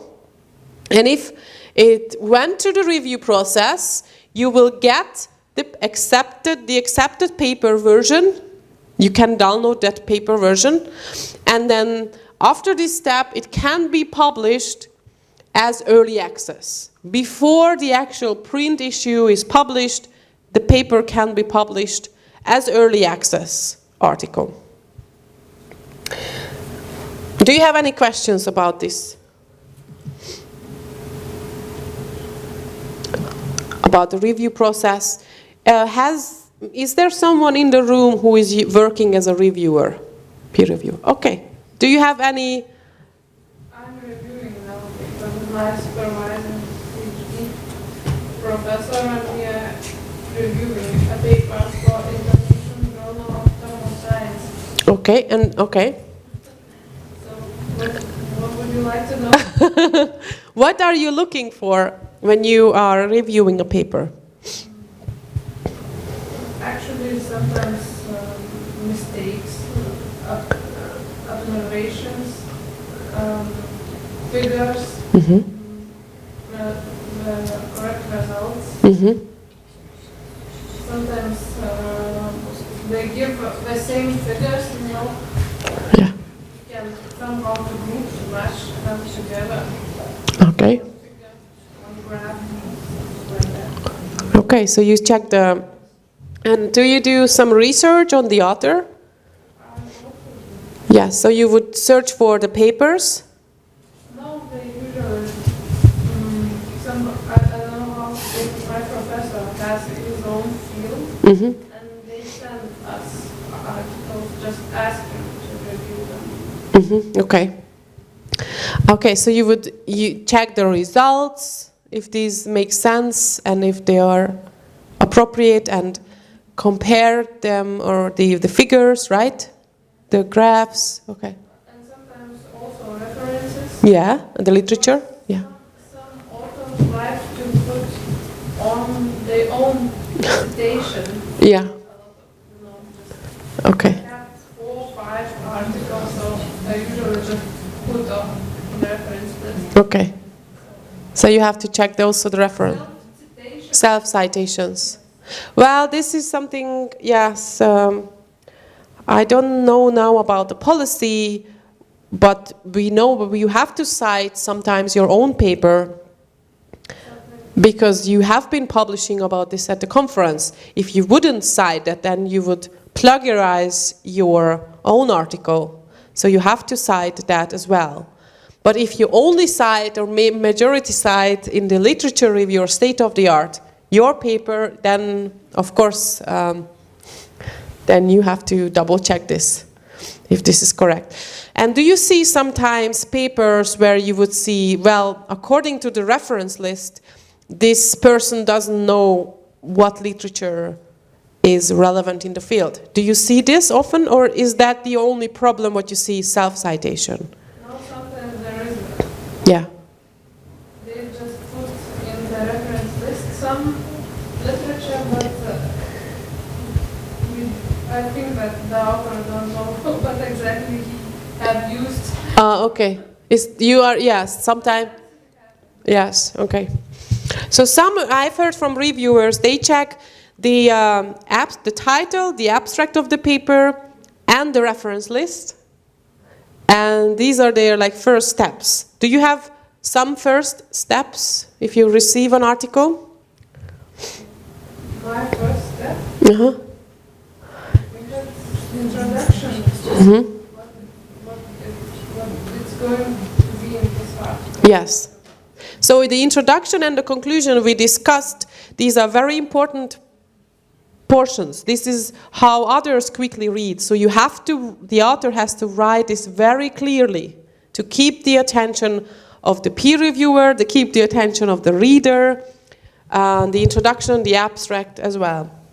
Okay, let's have some ideas why editors and reviewers are rejecting papers. And we have discussed this already, some of them. So the content is not a good fit for the publication, can be a reason to reject a paper. Of course, to avoid this, you have to check the aim and scope of the journal. You have to follow that journal really. Read articles from that journal really. Other reason, there are serious scientific flaws. And this is, I guess, why the lady is checking the results, if it is clear. The conclusion, if these are incorrect or the interpretations incorrect. It is not clear how the author got the results. The paper can be rejected. And the other obvious reason is it is poorly written. Okay, it's very, very simple. It's not scientific English, or it's easy, difficult to understand, or it does not address a big enough problem or advance the scientific field. A reason to reject a paper. It was previously published is often a reason to reject a paper. The quality is maybe not good enough. Maybe there is another journal, maybe you cannot publish at the highest impact factor journal as a younger researcher. Maybe you can start with the conference proceedings first, the conferences. And the last one, reviewers have misunderstood the article. This can have, of course, different reasons. Also, your paper can be rejected maybe if you have forgotten to mention that you are presenting preliminary results at a conference. It can be maybe it has not been clear enough for the committee or the conference committee or the reviewers of the paper. Sometimes it is difficult to find a reviewer for your paper. Some journals will ask you to send in a list of potential experts or reviewers for this field, but it can happen also that the reviewer has been not the best expert. But you will see this, I guess, what are the reasons. If you have been completely misunderstood, it's not always the fault of the reviewer. It could be also that you have been not clear enough in your paper, or it can have different reasons. But I would suggest that you discuss this with your supervisor, your professor, okay, what to do. If you think you have been misunderstood by the reviewers, but definitely you will see the answers of the reviewers in the online submission form. Okay, let's discuss now quickly the different ways of getting published. So the traditional way to get published for the authors is where the publication cost, the involved publication cost, are financed via subscription fees or license fees. Okay, so your university is subscribing to IEEE Explore, or actually the ministry or the consortium, but your university, I don't know exactly. So it's licensing, paying subscription fee every year to have access to IEEE Explore. But on the other hand, the traditional way is where the authors are not paying IEEE, of course, to get published. Only if you're using more pages than allowed, or you would like to use colored pictures, there are some prizes or there are some fees involved. The open access publishing means where the author or the research found of the author is financing the publication cost and pays them to the publisher, but on the other hand, the paper will be available without license fee, subscription, for everyone around the world on IEEE Explore Digital Library. For this open access way, we have two options. Either you publish in an open access journal, we have 6 different open access journals, where all the articles on those journals are open access, or you decide to publish in the traditional, well-known, high impact factor IEEE journal as open access article, okay? So if you would like to learn about open access publishing, you can go to open.ieee.org, to this website. These were our first open access, fully open access journals, these journals publish, of course, only about certain topics, but the Photonics journal already has an impact factor, for example. Then we have added 2 additional fully open access journals, and our the most successful open access publication is this, the IEEE Access Multidisciplinary Mega Journal, which is publishing papers in applied sciences in many different fields, so there is no limitation in the topic.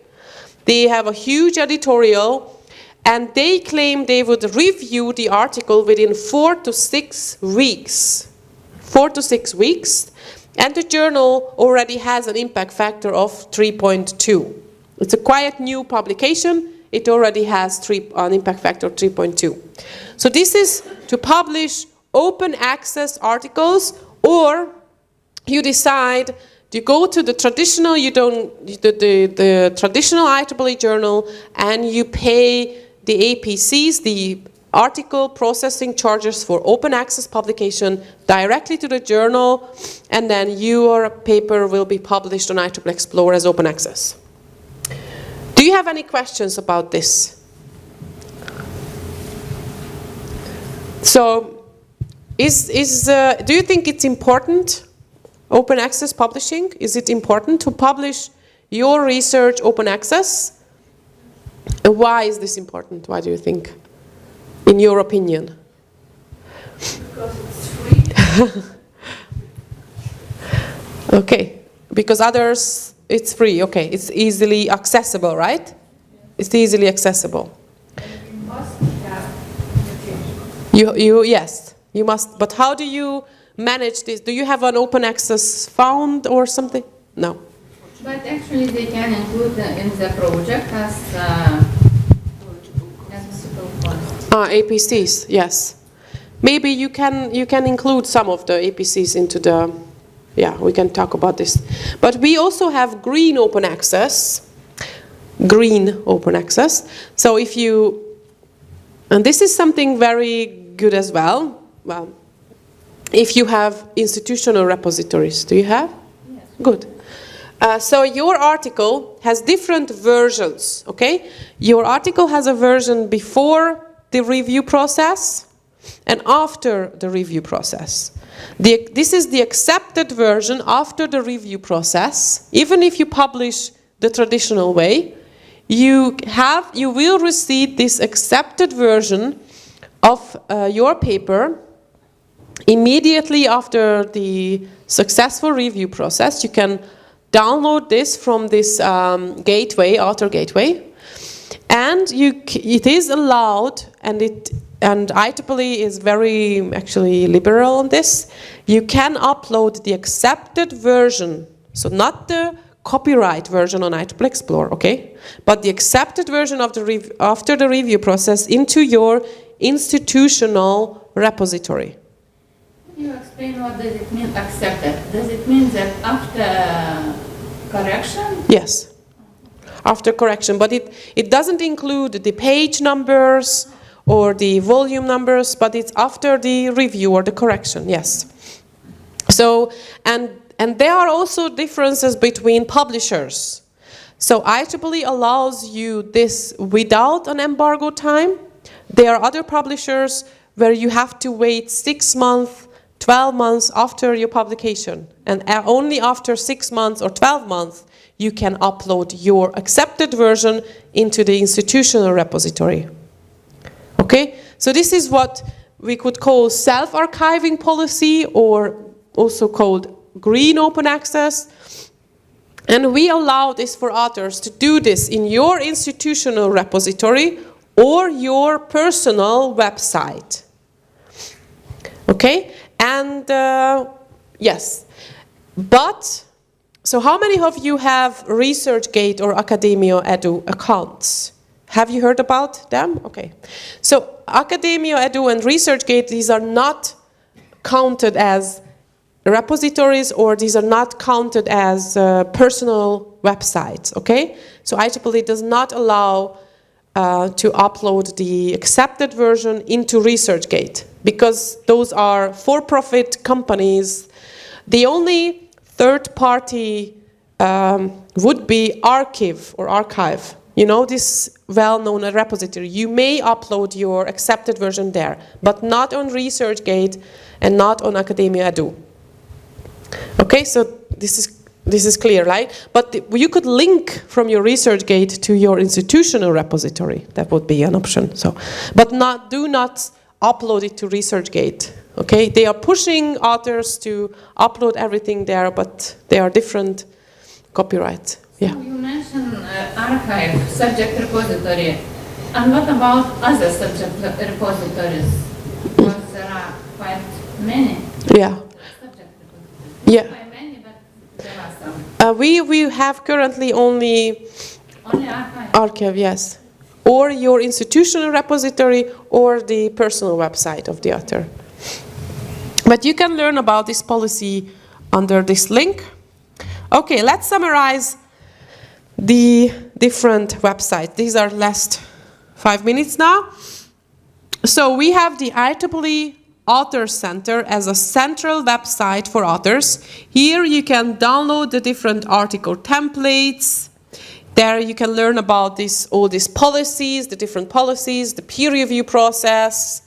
You can also subscribe on that website to the author's newsletter. This is something very valuable. We are sending out monthly, so you can learn from this. We highly recommend to register to the Open Researcher and Contributor ID. At least the corresponding author of the IEEE journal has to have this identification number, and I'm sure that other publishers also require.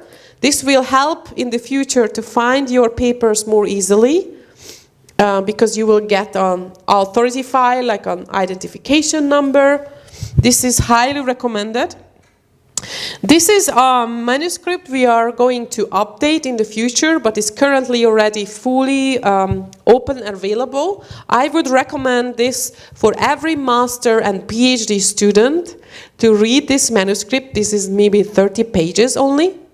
You can download. It's about how to write for technical periodicals and conferences. It's written by the IEEE. Of course, we have in IEEE Explore publications, articles written by editors for young authors about successful publishing, like how to get your manuscript published in this transaction in 6 months or less, okay? Written by the editor. Hints on writing technical papers and making presentations. Beginning and endings, keys to better engineering technical writing. So they are also publications in Explore about this. Then we have, again, available in the IEEE Author Center, a list of freely available webinars or recorded sessions with different editors from different IEEE journals. You may also listen to those. These are very valuable, and you can even learn from the questions in the audience, which sometimes we learn also a lot from those. You will receive these slides from today from the library. So you have registered for this event, and you will receive these slides as a PDF. And that PDF will include all the links, the different websites, and you will also receive a certificate, right? So I will generate PDF documents, and everything will be organized by the library. But if you have questions, please feel free to write to me. This is my email address, or you can also contact the library. But basically, this was my seminar about Explore searching and publishing with the IEEE. And I would like to thank you for coming today. And then we will have another session about Innovation Q+, right? Anna. Okay, Anna from EBSCO is... Hello everybody. I was quite quiet today because I have a great presenter with me, but I would like to offer you also a WebEx training. If you think you need another training in a few months' time, let's say maybe even in let's say September, September, October, when the new academic year starts, we are ready to organize with the support of your colleagues from the library here. So please contact us. I leave a few business cards, so you can contact also me.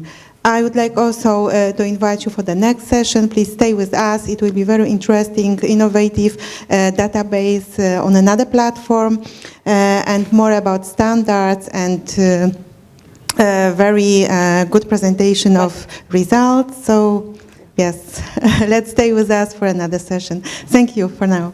Thank you.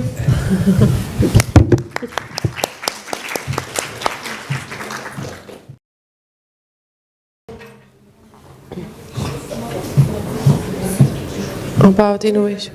Okay, good.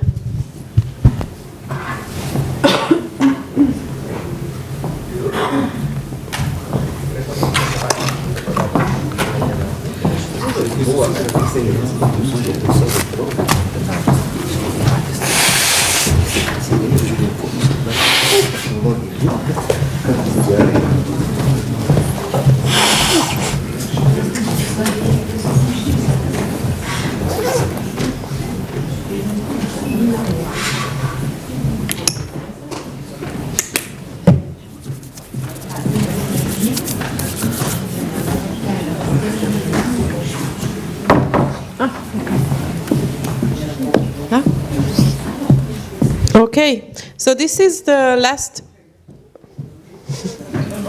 This is the last part of the today, and this will be about a little bit different topic, and mainly about inventions, patents, and doing patent or prior art search.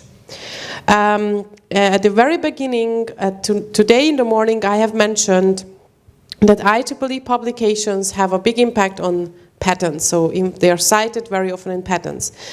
And actually, these patent referencing to IEEE publication has increased in the last 20 years by almost 900%. So, non-patent literature is very important when someone is making a decision about if they would like to patent an idea, apply for a patent. So if someone has already published about something in IEEE or in any other database, do you think it is possible to patent something similar to that idea? No, it's not possible. So if the idea has been somewhere available, publicly available, you cannot patent that idea because it's not new anymore. It's already gone. So if someone, a patent attorney or attorney at your university, is preparing a patent for your university, these persons are using many databases to check if there are existing patents already as an application, or is there something published already in this non-patent literature like IEEE, Elsevier, Wiley, and so on.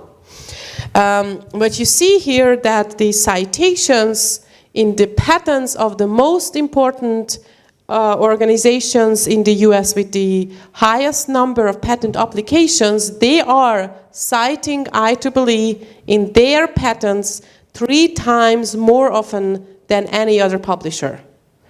And so we have a big influence, and that's why we thought it would make sense to cooperate in this discipline or this area as well, in the patent research area.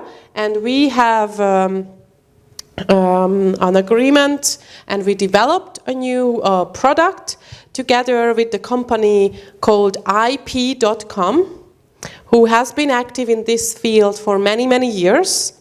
And we have developed this patent discovery and analytics platform, which is a separate platform from IEEE Explore.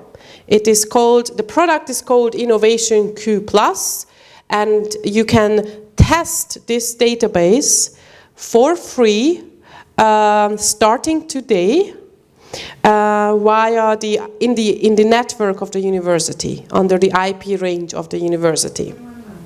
For 1 month. Okay, that's a long time.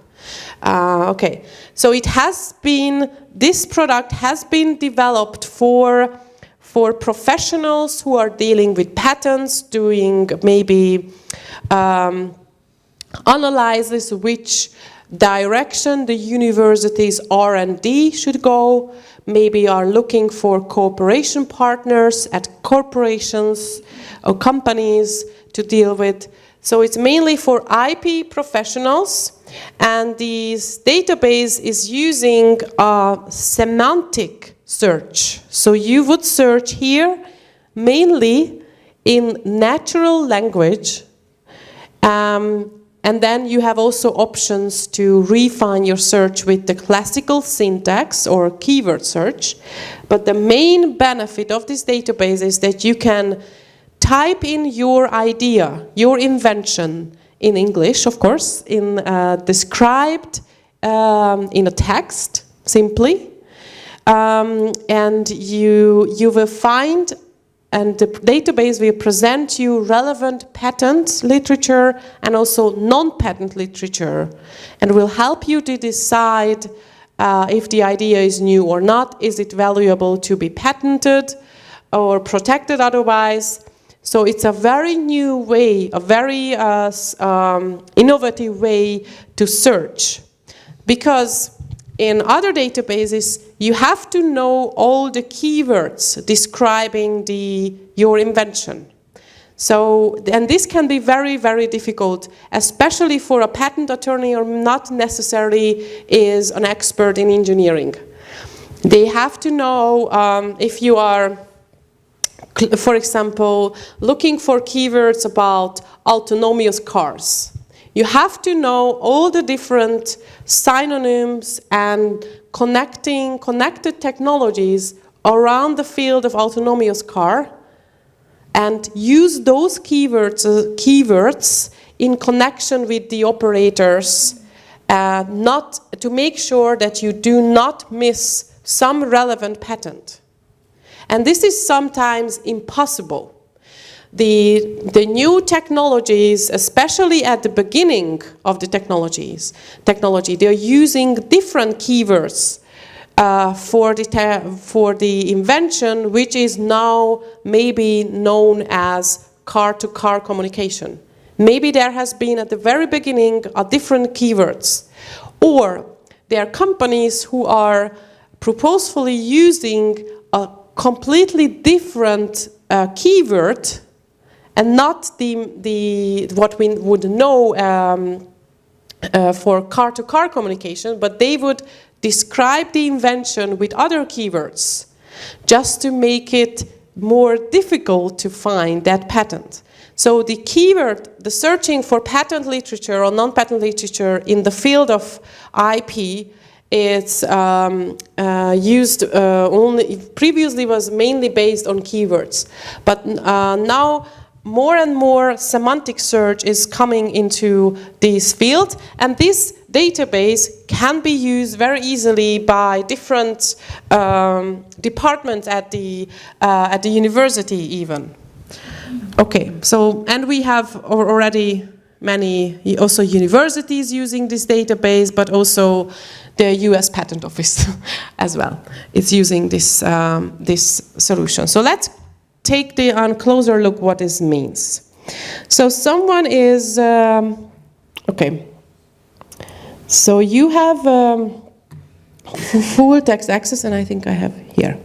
So you would go to the ip.com's portal, and you would be automatically recognized as a trialing institution for that database. You just have to click here, agree to terms and conditions, and click here on continue. And this is how you get into this, this database. And basically you are searching here in the database. You can search in the patents and applications.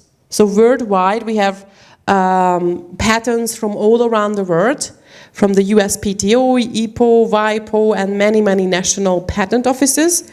But you can also search within the non-patent literature as well, which includes the IEEE publications, the IET publications, and also the own prior art database of IP.com, as well as, for example, PubMed Central. This content is the same way full text indexed semantically. So you are searching within the full text of these publications, not just the abstracts. You're searching the full text. This is very important for prior art research. And I will now go to my interface, and I would like to show you one example which I have prepared for today as a saved query. So I have an invention which is described with this text, okay?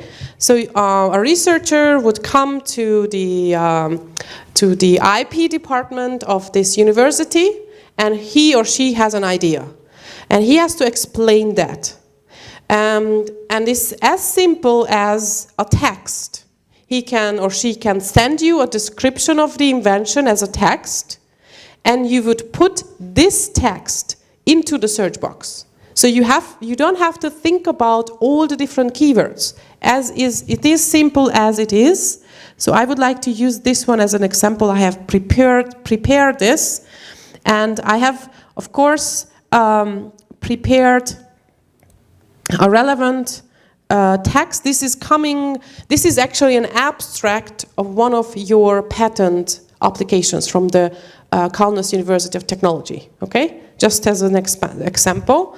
And the database has found relevant patents. I'm searching now in the patents and applications. On the right-hand side, I see 4-star highlighted the most relevant patents and or the highly relevant patent. And this is the 5-star is actually the patent I have copied the abstract from, okay? So just to have this. So now you have here sorted by relevance different patents and patent applications from different companies, from different countries. And if you would like to have a closer look where you are searching, you can click here on Edit Collections, so patent and applications. You will see now where I have been searching. So this is a semantically full indexed full text of the patents. It's not just the abstract and the bibliography. I'm searching within the full text, and so this is where I have been searching in, and so I have now the list of these patents. I have different review options, so I could also see the list or just work step by step in the documents list on the left-hand side, and you will open up, you will see the patent and also different informations about the patent on the right-hand side. So you could work with in this way as well. So you will see the family information, citations. Often you will see if the patent is citing IEEE content or other content, the patent referencing information. You will see the description here, the description of the patent, the claims of the patent, figures, pages, and legal information about the status of the patents.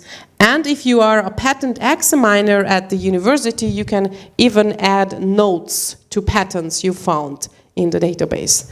Okay, so this is as easy as it is. And then I could go to visualization options. So I would like to see, so the invention has been described in this text by the inventor, and I have to know to filter in result set the classification codes of the patent.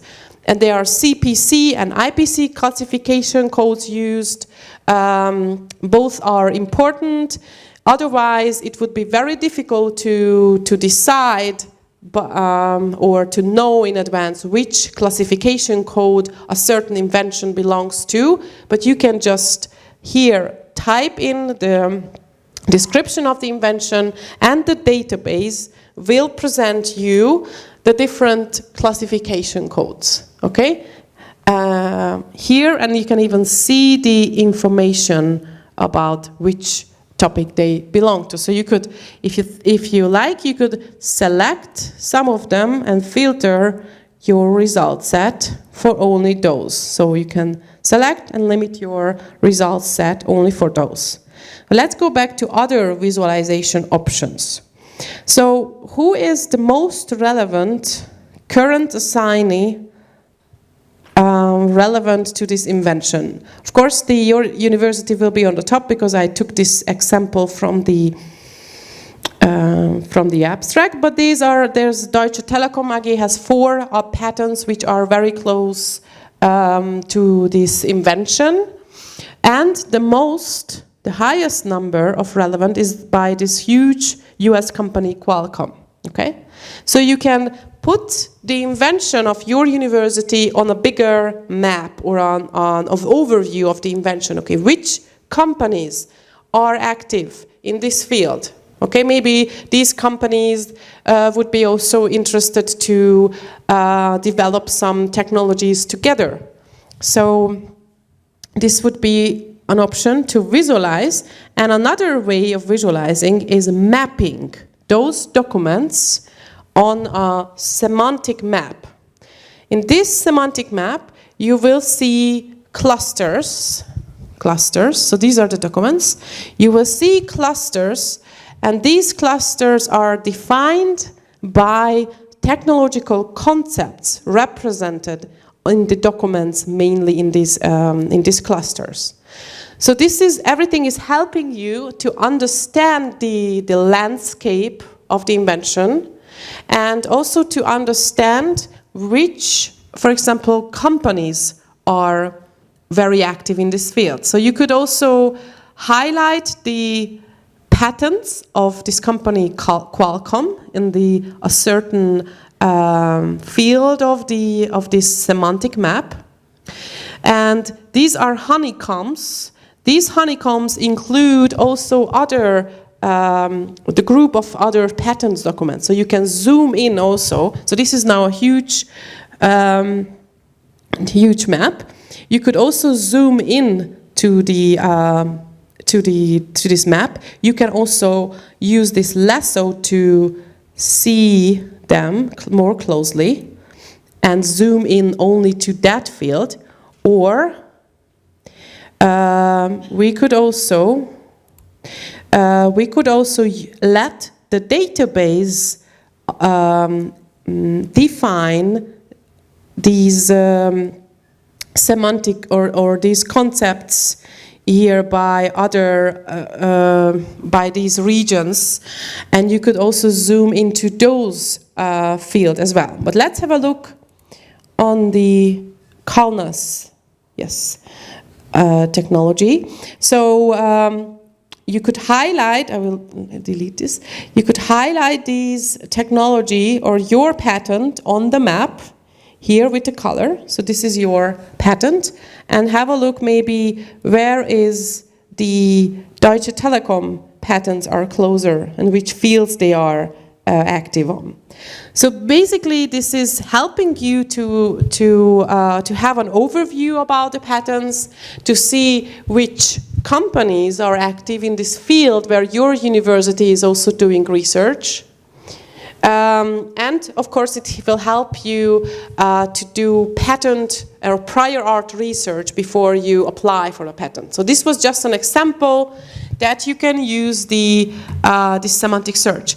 But if you like, you can also refine this search. If you're a very sophisticated searcher, you can also use concept modifiers or even classical syntax search with the operators, and you can search within the claims for certain keywords if you like. So this solution combines the semantic search, but you still have this classical syntax if you would like to refine your search. And you can search with the claims, the abstract, the description of these the patents. And this is interesting, concept modifier. So, and maybe we would go, and this is a better way to explain this. So if I go back to the discover part of this database, I have an option under the visualizations for term cloud. And this term cloud is representing me concepts. These words are representing concepts in from the different patterns. So these are 1,500 patterns in my result set, and these patterns are representing these concepts. You will see these black highlighted keywords are they were originally included in my text, but there are other very important other concepts which were not mentioned in the text, but they were found as possible close concept, technology concepts it's connected to this technology. So basically, this database will not only find automatically the synonyms of keywords, this will also find connecting other technologies, from other fields where your invention could be also partially used, or some claims of your patent could also partially used or can be relevant. Okay, it's these are the main benefits of the semantic search. But this overview gives you also an idea about the concepts represented in your result set. And you can decide, okay, this concept of fingerprint, I would like to de-emphasize or have less emphasis on in the result set. So I select fingerprint here on the right, and I say, I would like to see results less like represented by the concept fingerprint, and I click on apply. And now I am de-emphasizing this concept. But it doesn't mean I'm using the not operator. It's not like that. I'm not completely excluding every document where fingerprint is mentioned, okay? This is something different. I'm pushing the semantic algorithm of the database away from this concept of fingerprints. And now I have a different term cloud, and of course a different result set with a little bit different result set. Okay? Do you have any questions about or comments about this? So basically, anyone can at a university come into this database, describe his idea in a text, a natural language, and easily see which patents exist on that field, check those patents, see which companies are already active there, and have a much easier connection to those those ideas represented by these patents. So it's a much easier way to. How would you do this now? Are you looking for patents when you are maybe writing a technical report? Are you checking patents? And in those databases you have to use keywords searching, and you have to know all the different descriptions, synonyms for the technology. So this would be one way to measure. But I could also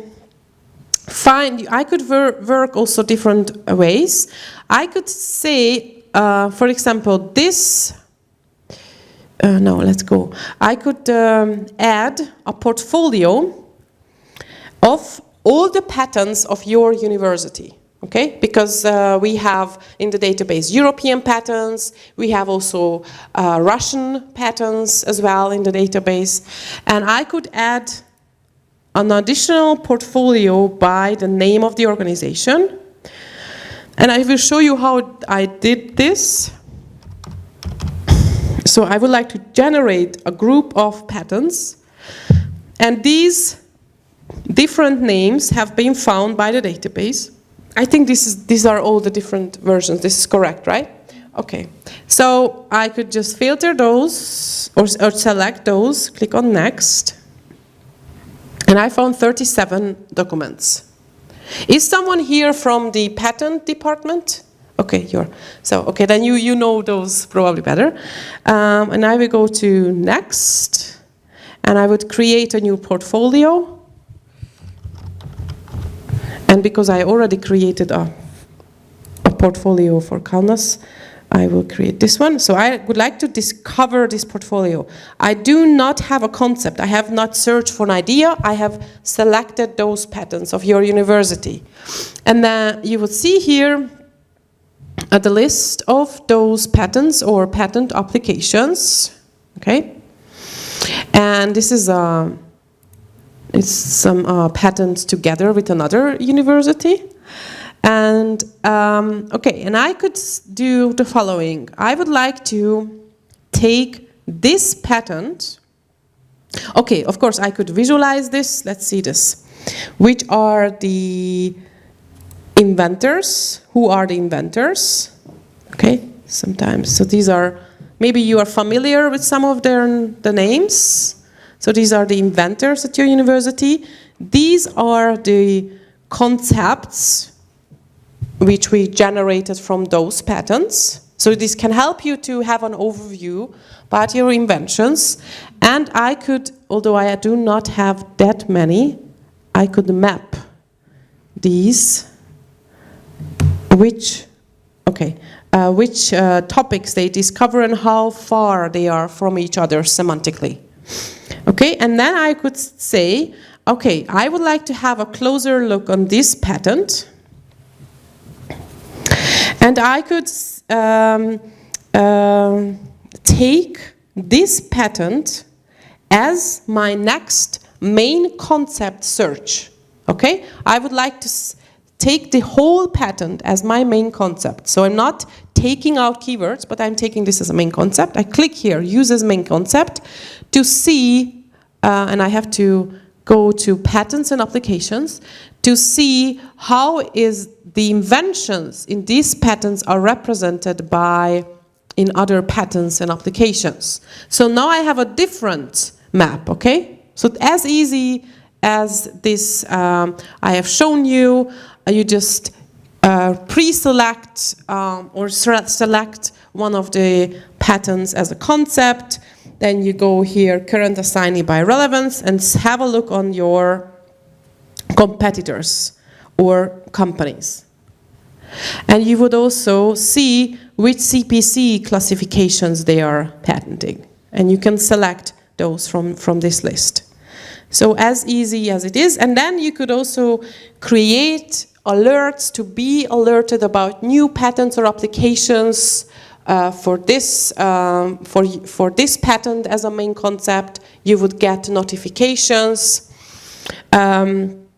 You be able to export the results into an Excel file, including the data about the patents. If you need this for documentation, you can create a CSV file. You decide which data you would like to include in this data, so you can get out on this and maybe feed your own system if you need that. Yes. Okay, and then you have all these different options to filter and search within the claims, use the classical syntax again to search within the claims of the patents. And if you are working with bigger and working through a list of patents, you can also deduplicate the patents by simply family number, okay, which are represented then by the family number. And you can use highlighters. So let's take this patent. I would like to highlight some keywords in the text when I'm using this in this database to simplify my work. And here in this text, you will see here some of the keywords represented in the text of the patents. And if I click here on result concepts, now I'm generating additional concepts, and that takes time because the database is working, but now it's ready. So I decide which keywords I would like to highlight in the text, or I decide freely as I like. Just type in a keyword I would like to highlight in the claims and descriptions when I'm working through the text. So I click here on apply, and then you will see here under descriptions if those keywords were found, and you can work step by step here on this list. Okay, sorted by relevance. I still have here the results that you see here. There are many very closely related patents in this field, but I can also use other filter options. Okay. If you're working with patents, you can also analyze the citations of the patents. Oh, okay, this is something. The citations of the patents, so let's take this one. So backward or forward citations of the patents. In that you would see then which other patents your patents are citing, and you can analyze which other patents are citing the patents of Kaunas University. So you can generate a portfolio of patents and just come here at portfolio of patents by citation and click on both cited patents and citing patents. And then you can generate the whole list of these patents and then analyze those as well.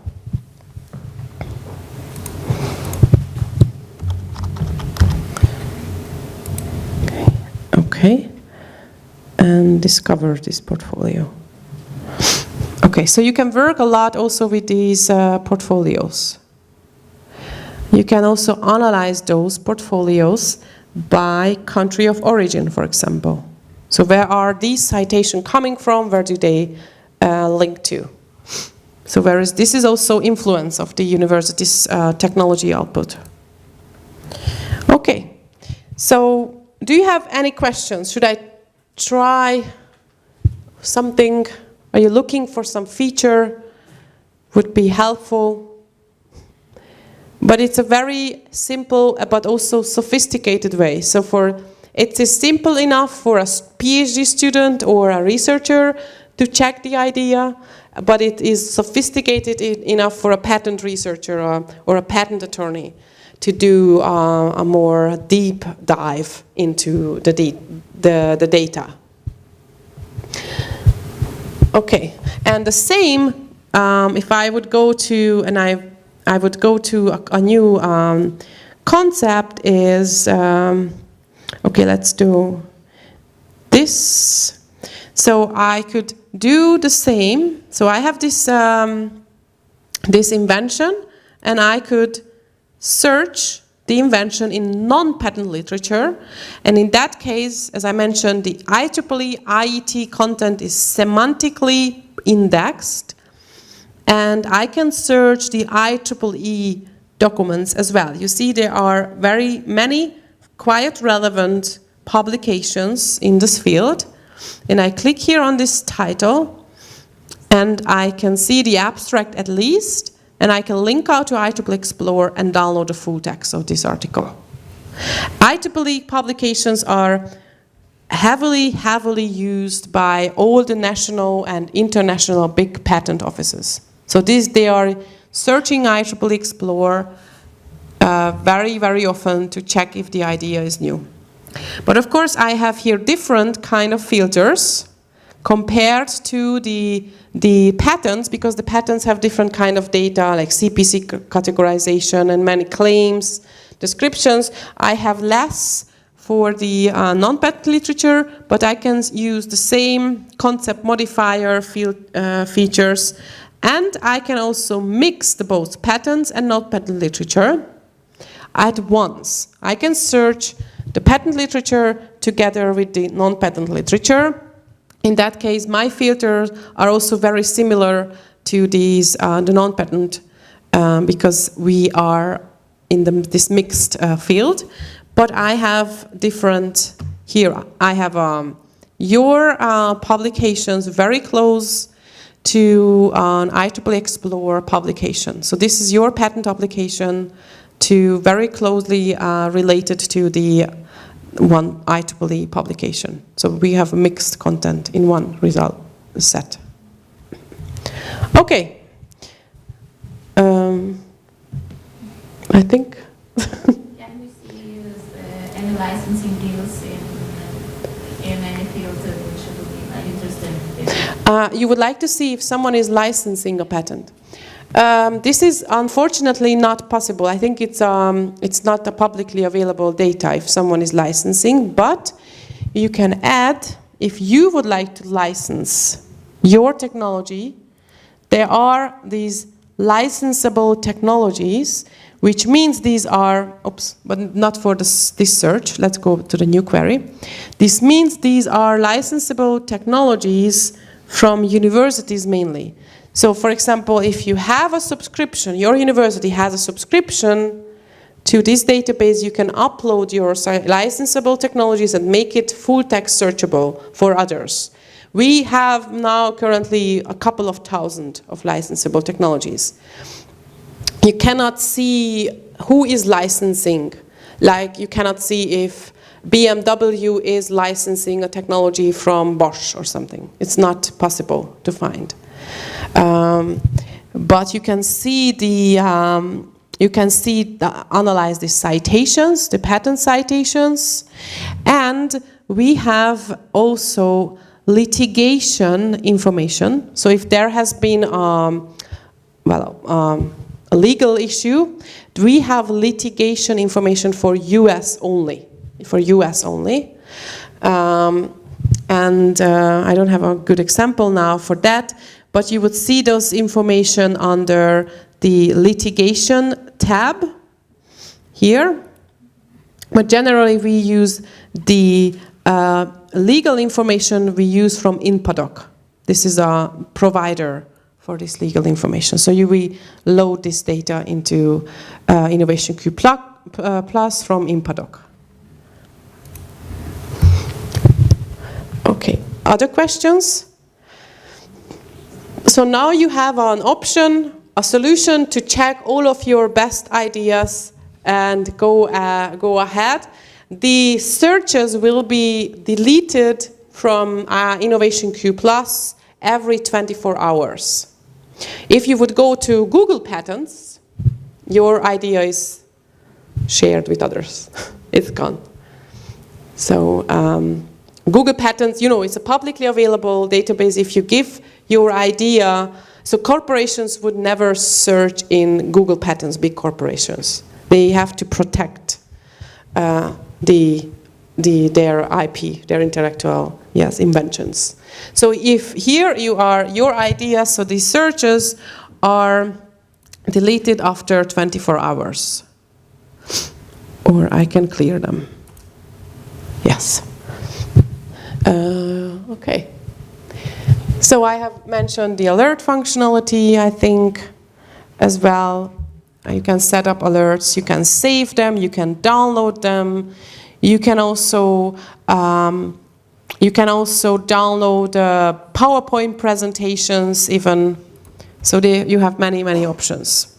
And if you go into more deep dive for a future, you can also compare your research output or your patents and applications with the patents of other universities, maybe. And this would be under Analyze. And for this, you have to prepare different you have to prepare different portfolios. So from that university, for KIT Karlsruhe, together with other universities. So I'm loading now the patents of KIT Karlsruhe. You can either analyze those, or you can add another portfolio and analyze those. And I don't know, yesterday I found many more patents. I'm not sure if what I was searching for. So you can analyze those patents. You can use different ready-made charts, open templates, to compare those. And you could also decide, if you edit this chart, exactly what data should be presented how on this chart. So what kind of chart type you would like to use. So it's really highly can be customized as you like. You can zoom in or zoom out. But basically these are the analyze parts. And then you can compare your activities with other universities or with companies, smaller or bigger Lithuanian companies. Okay, so basics, again, just summarizing, you enter the invention here, you check the patents and applications, you are searching the full text, semantically indexed full text of these patents. You can search the non-patent literature, you can search patents and non-patent together, or the licensable technologies. You can also add, if you click here, add items, generate portfolios by your university name or by a company if you're looking for. For companies, this can be also helpful. We have included the Standards and Poor corporate tree information. So if I would search for ABB, for example, this would find all the different child companies belonging to that company. And then you could use that data as well. Or you use the patent data, which is, you've seen, can be very different. Yes, now I found, which can be written very different depending, the patent office. Are these correct for the university? Is this correct? Maybe this was coming from Russian, right? So this is okay. So I think this is the correct list. This as well, this, and this one? Yes? Or you? But this definitely, and this one as well. And then I click on next. Yes, so this is I think this was the correct list. Next, and generate this Kaunas.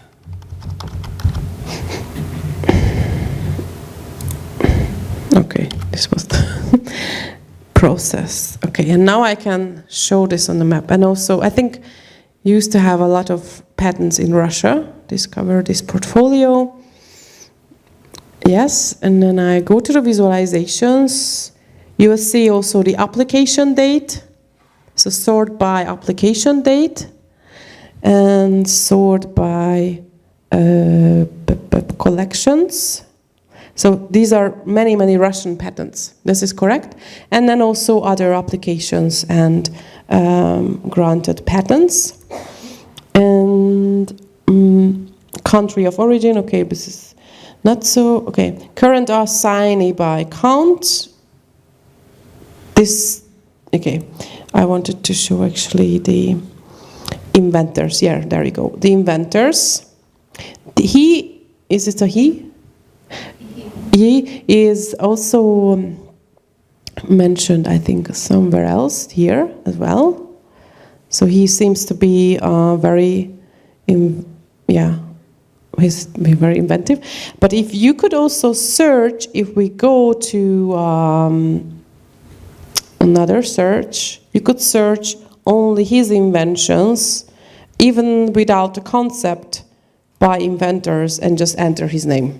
And then you would get, okay, so just inventor search.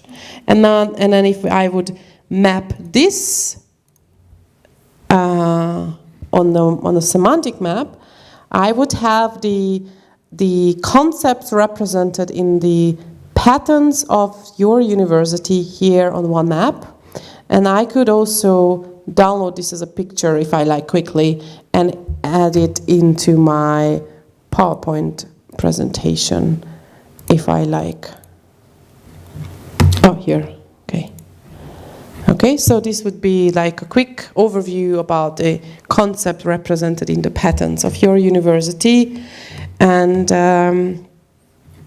yes, or I could also do an export, if I like create export and into a PowerPoint presentation. Quickly. If there are many data in process, then it will take a little bit longer, and then you will get this here in the delivery center. Queued for processing, so we have to wait a little bit, but if it's, so I can close this window, and this will be ready here and downloadable here, just in a couple of minutes, okay? So, yes, so these are all the options that you have. Any other questions or comments or suggestions or something? If not, then I would like to thank you for taking time for this. Please go and test this database. It will be available only for 1 month, which is a long time. And it's available for everyone with IP recognition. And I would like to offer you a webinar, an additional webinar just for you, because you are more, into the topic, where we would go more into your questions and tasks, okay? Yes, okay. Good. Thank you very much for attending, and have a nice sunny day.